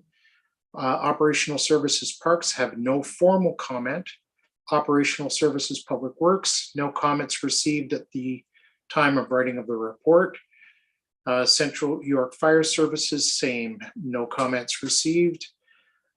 York Region, comments that were provided stating that they had no comments. LSRCA, their comments are based on our review of the submitted information in support of the application. The proposal is consistent and in conformity with the natural heritage and natural hazard policies of applicable provincial, regional, and local plans. On this basis, they recommend that any approval of this application be subject to the following conditions. A, that the owner shall pay the LSRCA plan review fee in accordance with the approved fees policy, and that the owner will not need an LSRCA permit for this deck. Decks that are reconstructed in the same footprint are exempt from LSRCA permits under 4.3B of the regulation implementation guidelines. Electra Utilities have reviewed the proposed variance application and have no objection to its approval, subject to conditions. And planning staff have reviewed the application with respect to section 45 brackets 1 of the Planning Act RSO 1990 as amended, and are of the opinion that the requested variance does meet the 4 tests of the Planning Act for granting of minor variances. Staff recommend approval of the requested variance, subject to the conditions outlined in Appendix A. And in Appendix A, there are two conditions, and they are straightforward and reflect the comments of the commenting agencies. So I will turn this over to the applicant, and I believe he is with us, and it is Mr. Farhadi, if I have that correctly. Sir, welcome. It is correct. Thank you. Thank you for having me. Sorry, I don't want to take your time. It's almost 9 o'clock. I'm hungry. You're hungry. I just want to go have dinner. So the main reason we want to do the reconstruct again, mostly because of this old deck. And when we started, I believe that we had we moved 3 years ago, and the old owner had a permit. And I never thought I had to go through this long process. It's almost 5 months for us. But anyway, so most of the wood, I have to replace it. The contractor told me that it's better reconstructed because of the warranty they're gonna provide us. That's the main reason we have to go through everything. So I don't want to add anything else. It's just mostly because of the safety. We don't have any backyard. It's on the slope. The back of is on the court, and there is no view to any other neighbor. We already talked to them. They are happy. We've been with them. The only question I have, that's the condition you brought up. I didn't understand. What's the condition? Sorry, just I make it brief. Sorry, thank you. Sure. So the conditions that staff have brought forward, then I will go through them for you. There are two. The first one is that the variance that you are requesting would apply to the subject property and in substantial conformity with the plans. In other words, the plans that we have reviewed would be the plans that you would then submit to the town for a building permit. You're not asking to go any closer to your property line or further encroach. You're just going to replace what you have. Correct. And so that's condition number one. And then condition number two is the Lake Simcoe Region Conservation Authority, because of where you are located, go through a review process. They're substantially happy with what they've seen, but there is a payment that you would make for them in order to review. And that, I believe, would be $525. Okay. That is a standard fee for them to charge someone who is coming in and wants to do something that is within their area of jurisdiction. And as I said, the staff report speaks to that. Yeah. So what they're doing is they're saying that you don't actually need a permit from them, but they do need to review your plans because otherwise you would have to. In other words, it's one of those situations where because the deck is there, or there is a deck there, and you're not going any further, you're not making any addition or changes, you don't need the permit, but you still need to go through the review process.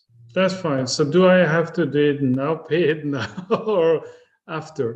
Yeah, it's after. So okay, you wouldn't be paying it if we didn't approve your variance. Once your variance has been approved, if it is approved tonight, then you will be required to pay that review fee.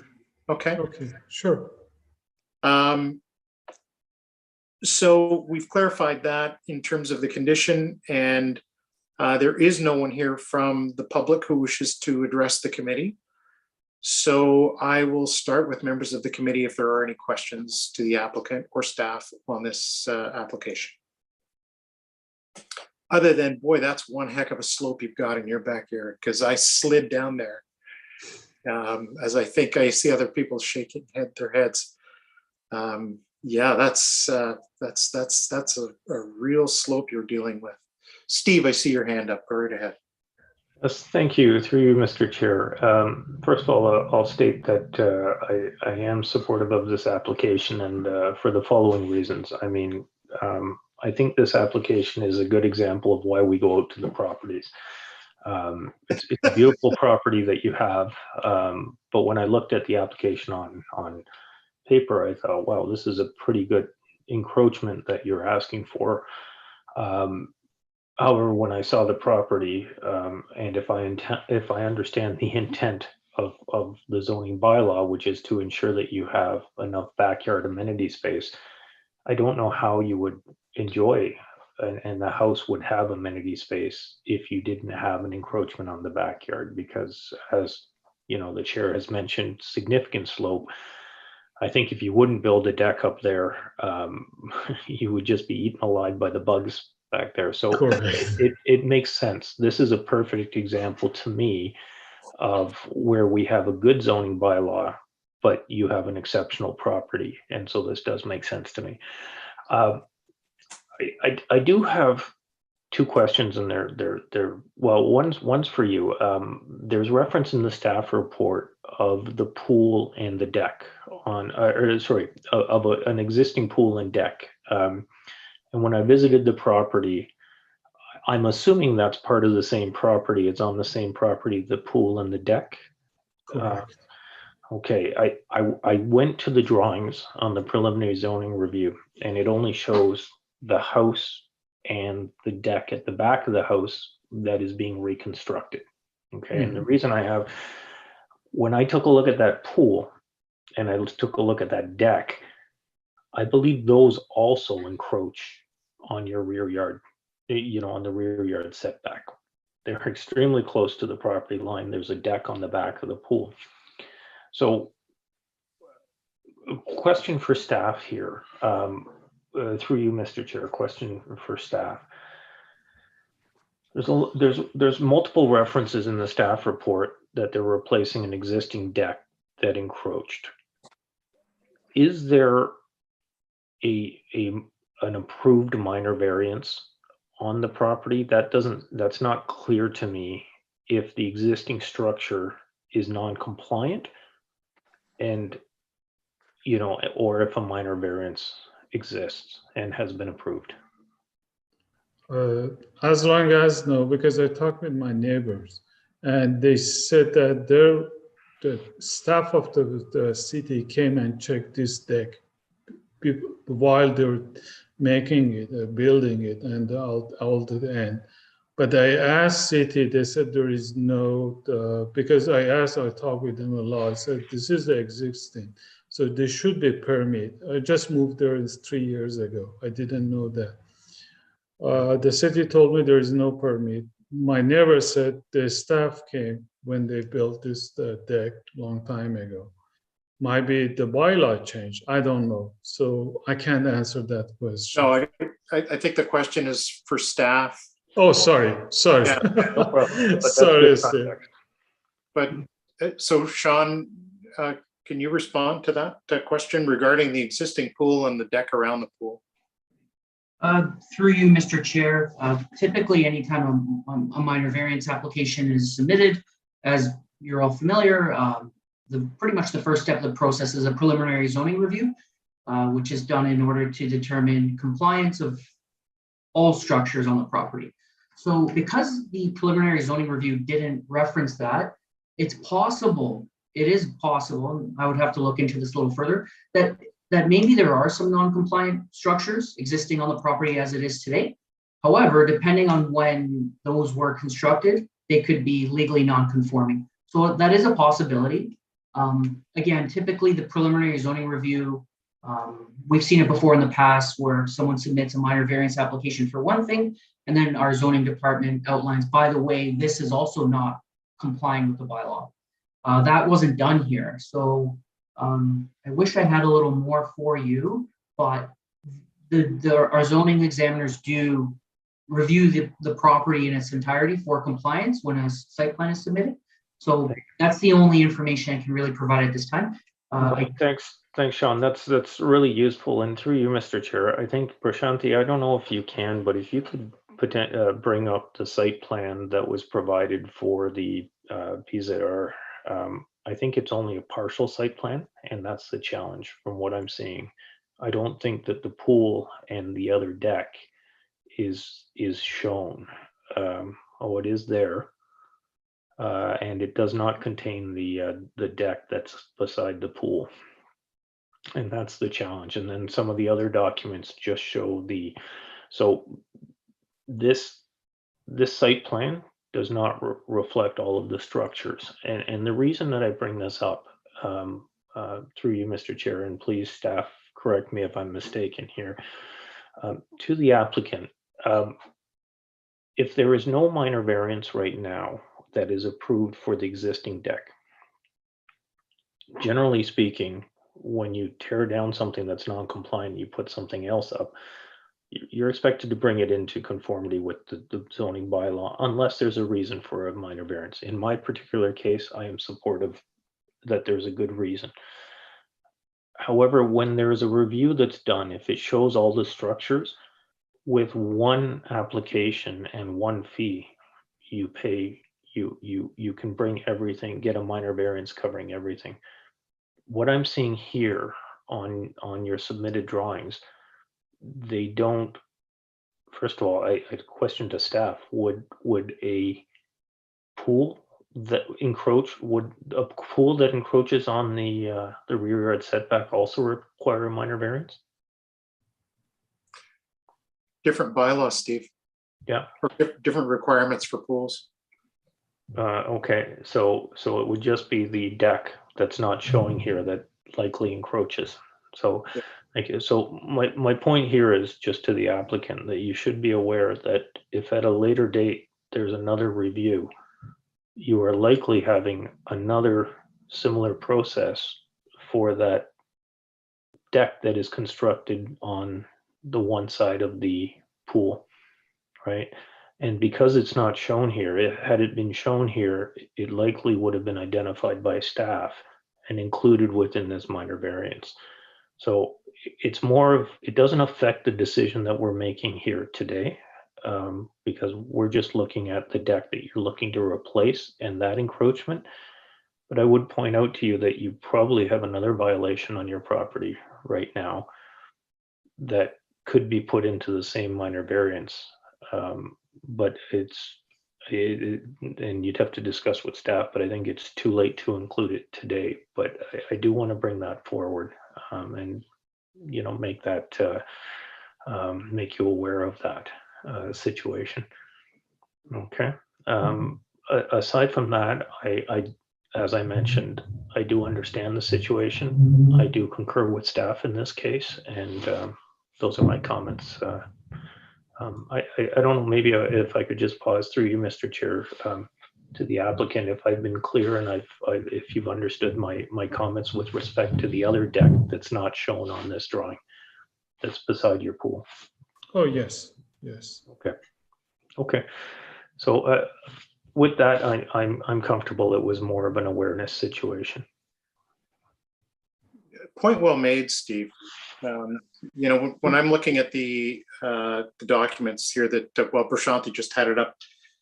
This was not prepared by the owner of the property. This was probably prepared. Well, there is a title block at the bottom and it says permit guys. So obviously the applicant has gone to someone in a company and asked them to prepare the documentation that we all received. So it obviously wasn't picked up, probably because, hey, all I want to do is replace my deck, as opposed to, you know, is there anything else that I should be looking at here on my site? So that's just good information, because staff can only process this with the information they receive. They can't process it with anything other than what the applicant provides, which is what we get. So it's just to put that on the radar, I think was a very good point, Steve. For you, Mr. Chair, just for some additional information, I'm currently looking at the property on York Maps, and for those of you who are familiar with the website, there's actually a time feature where you can go back in time and look at aerial imagery of properties going as far back to like the 1950s about in some cases. This pool, I'm seeing it existed as far back as 2002. I can share my screen if anyone is interested, but the point I'm making is that this is, it's been there for 20 years, right? So chances are it's a legally non-conforming swimming pool is what my guess would be. So question back to you, John, is this not typically then used in a preliminary review? Through you, Mr. Chair. I mean, technically a swimming pool is not a structure. Oh, sorry, you're asking about, the York maps? Is that where you're? Yeah. Is that typically as part of the review process? Because if it is, it would have popped up, right? Right. I don't believe the town's zoning department uses York maps as part of their preliminary zoning review. I'm not 100% sure. I think they review the information submitted by the applicant, but just additional information, right? It seems to have been there for quite some time now, at least 20 years. I can't go back further than that. It's just Sean, I just think you made one heck of a great suggestion. And I think the committee would wholeheartedly support you in suggesting that when the zoning examination is being done, that they actually use the tools that the region are providing and make that standard process. I think that's a great idea. And through you, Mr. Chair, Sean, if I may ask, is that deck beside the pool showing there? Through you, Mr. Chair, it does appear to be there. Again, it's older imagery. I can try to share my screen if you'd like to. If anyone. Yeah, no, it's once again, it's not before us today. I just think that and I guess the question is here, guys. Through you, Mr. Chair. The question is, if we approve this variance to allow the encroachment of the deck, of the one deck, it would apply to both, would it not? As long as it does not extend further, or is it just to the one deck? Just to the one deck. We have no drawings. We have no documentation, Steve. Okay, thank you for the clarification, Mr. Chair. Yeah, no, we can't. Yep.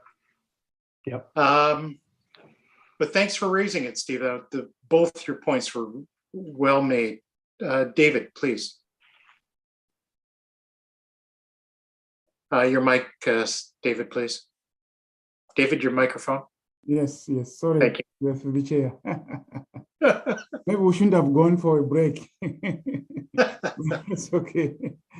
Yeah, anyway, through the chair, I've no issue with this 1 meter difference. I'll see from the rear, there's nobody there, it's wooded area, it's well done.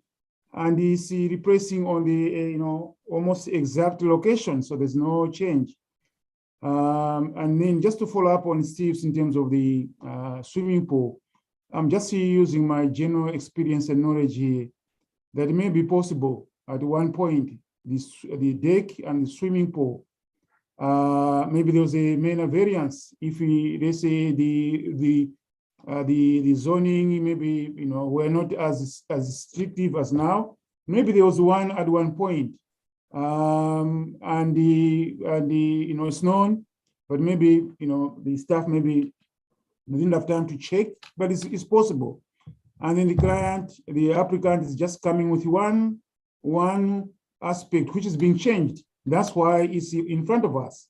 It's because that deck is being changed. The other deck is not being changed, so it's not part of the variance. And also sometimes these zoning officers, they look at, okay, as Sean has said, it has been there 20 years, and they know for sure when it comes, it will just be confirming something which has been there for 20 years. So why bring it and waste the resources to discuss it when we know somehow to be approved? I'm just thinking about the logical and the process here, that we know this is going to be approved if at all, because it's been there for 20 years, and there's nobody at the back. and you see just a little bit maybe encroachment. So I'm just thinking around in the in the process and so on. So I thought of just mentioning that, and this 1 meter or this encroachment I'm seeing here is minor, and it's actually within the same location. It's not changing anything at all. So thank you very much, Mr. Chair. Thank you, David. Linda, any comments? You're good? Thank you. Yeah, I just, I did have a look at your existing deck, Mr. Fahadi, and I totally understand why you're before the committee and why you want to go ahead and rebuild. It makes sense to me. So I have no problem with this application either. I'll look to the committee then for a motion on the application. Linda, please go right ahead. Through you, the chair, thank you. I move that the application for minor variance at 9 Craigley Court, MB 2022-16, be approved for minor variance as indicated in the staff report, subject to the condition A. Thank you. Look for a seconder, please. Yes, Steve, thank you. And I'll call the question. All of those in favor? And that carries. So, Mr. Farhadi, I think the wait was probably worthwhile. I'm sorry that we kept you. Please go and have something to eat and enjoy the rest of your evening, sir. Actually, I do it for my wife. She's nurse. She just called me, say what happened. Well, you can take her the good news. Yeah, I do. Just about the, sorry, I don't want to take your time more, but about the pool deck. The deck is just remember, it hasn't gone further than the pool area. It's just on the area of the pool. It hasn't gone further than that. Right. But anyway, that's thank you for your time. Thank you. I don't want to take your time anymore. Thank you. Have a great evening. Thank you. You too. Thank you. Bye. All right. Moving on to item 6.6. This is last item in the applications. This is a minor variance application for 19 Lensmith Drive in Aurora here. The applicant's name is Martin. I think it's Cynthia Martin.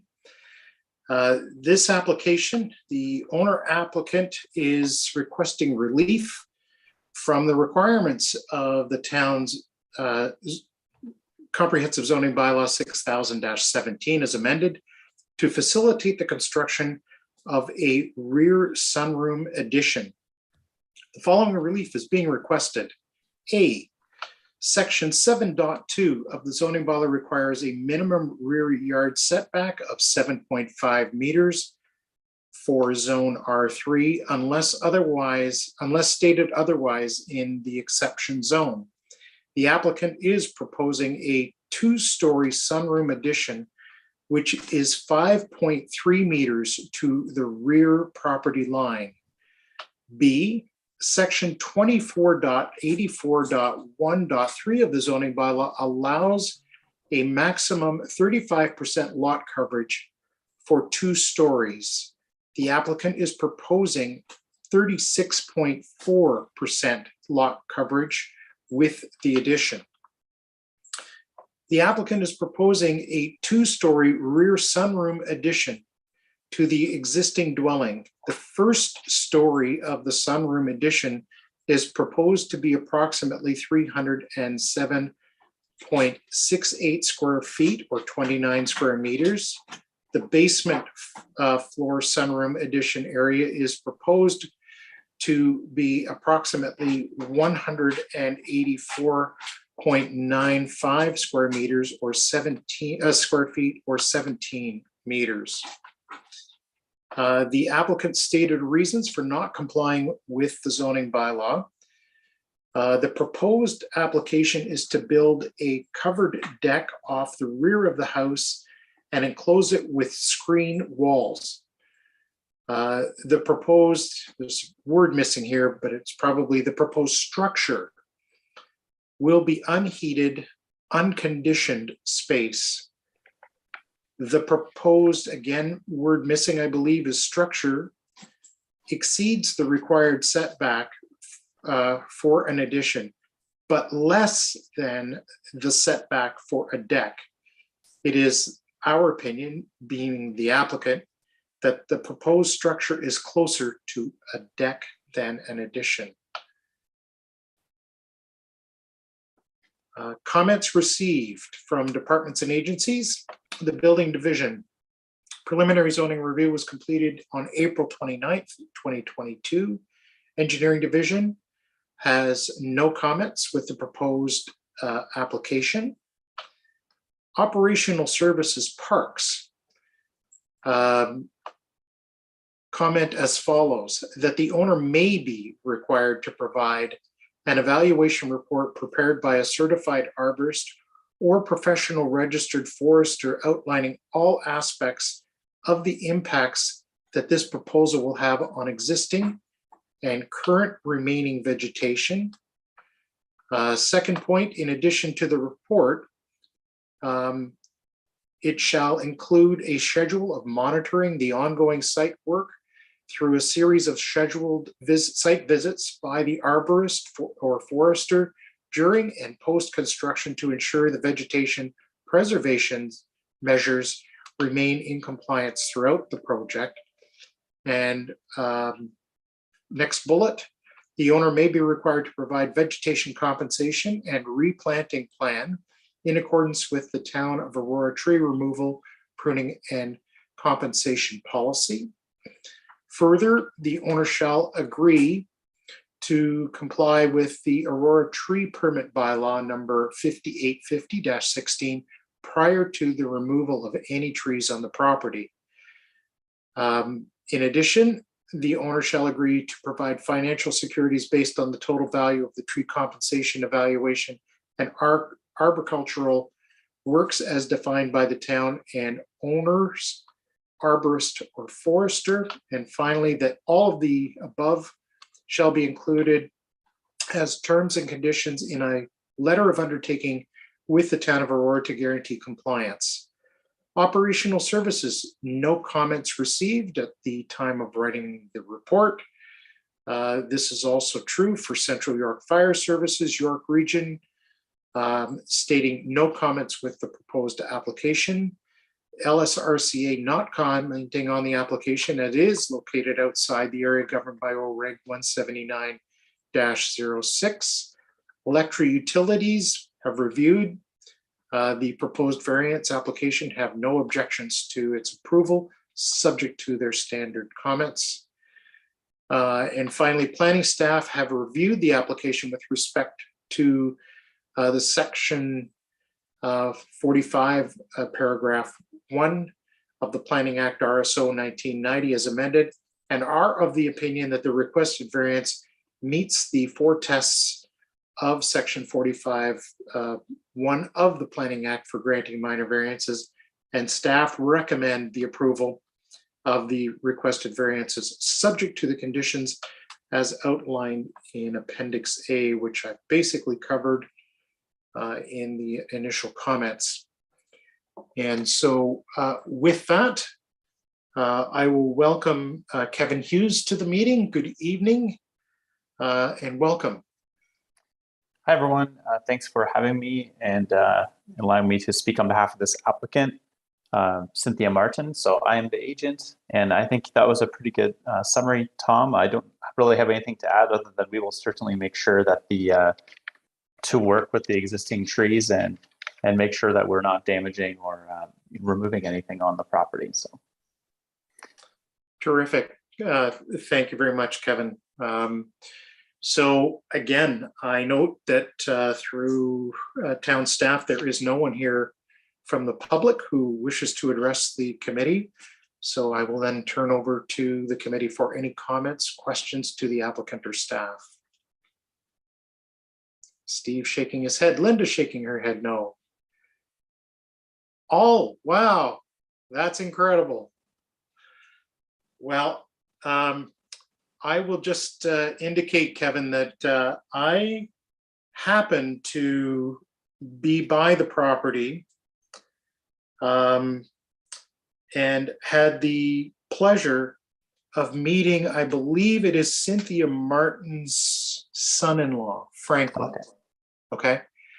And he was very kind to allow me to go through the house to have a look at the existing deck that is there off the, I believe it's the kitchen off the back of the house, and also allowed me to access all of the property.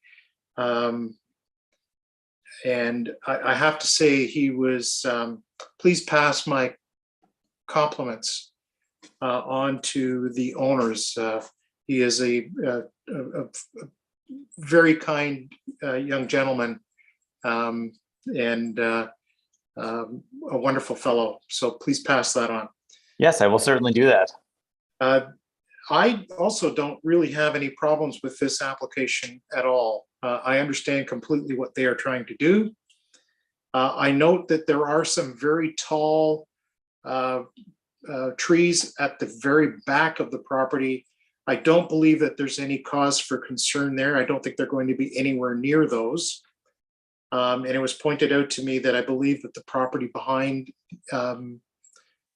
this residence has been sold, and I think there's some future development that will be occurring there. At least, Kevin, that's my understanding from conversations there. Yes, that's my understanding as well from speaking with Cynthia. Right. Okay, I, again, have no problems with this application at all. So I'll look to the committee for a motion. Steve, please go right ahead.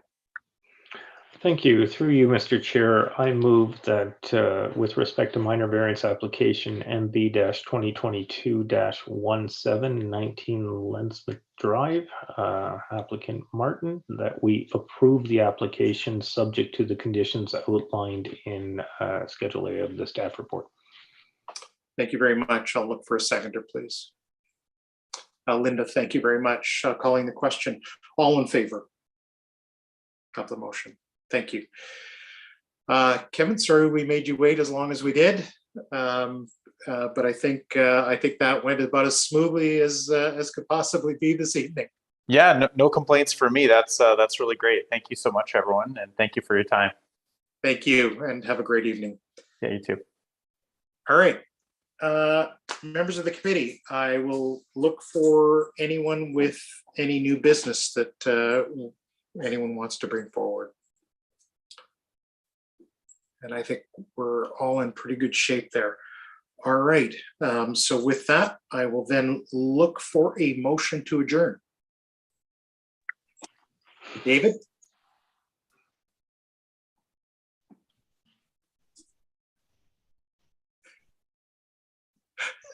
Through the chair, I move that this committee of adjustment tonight is adjourned.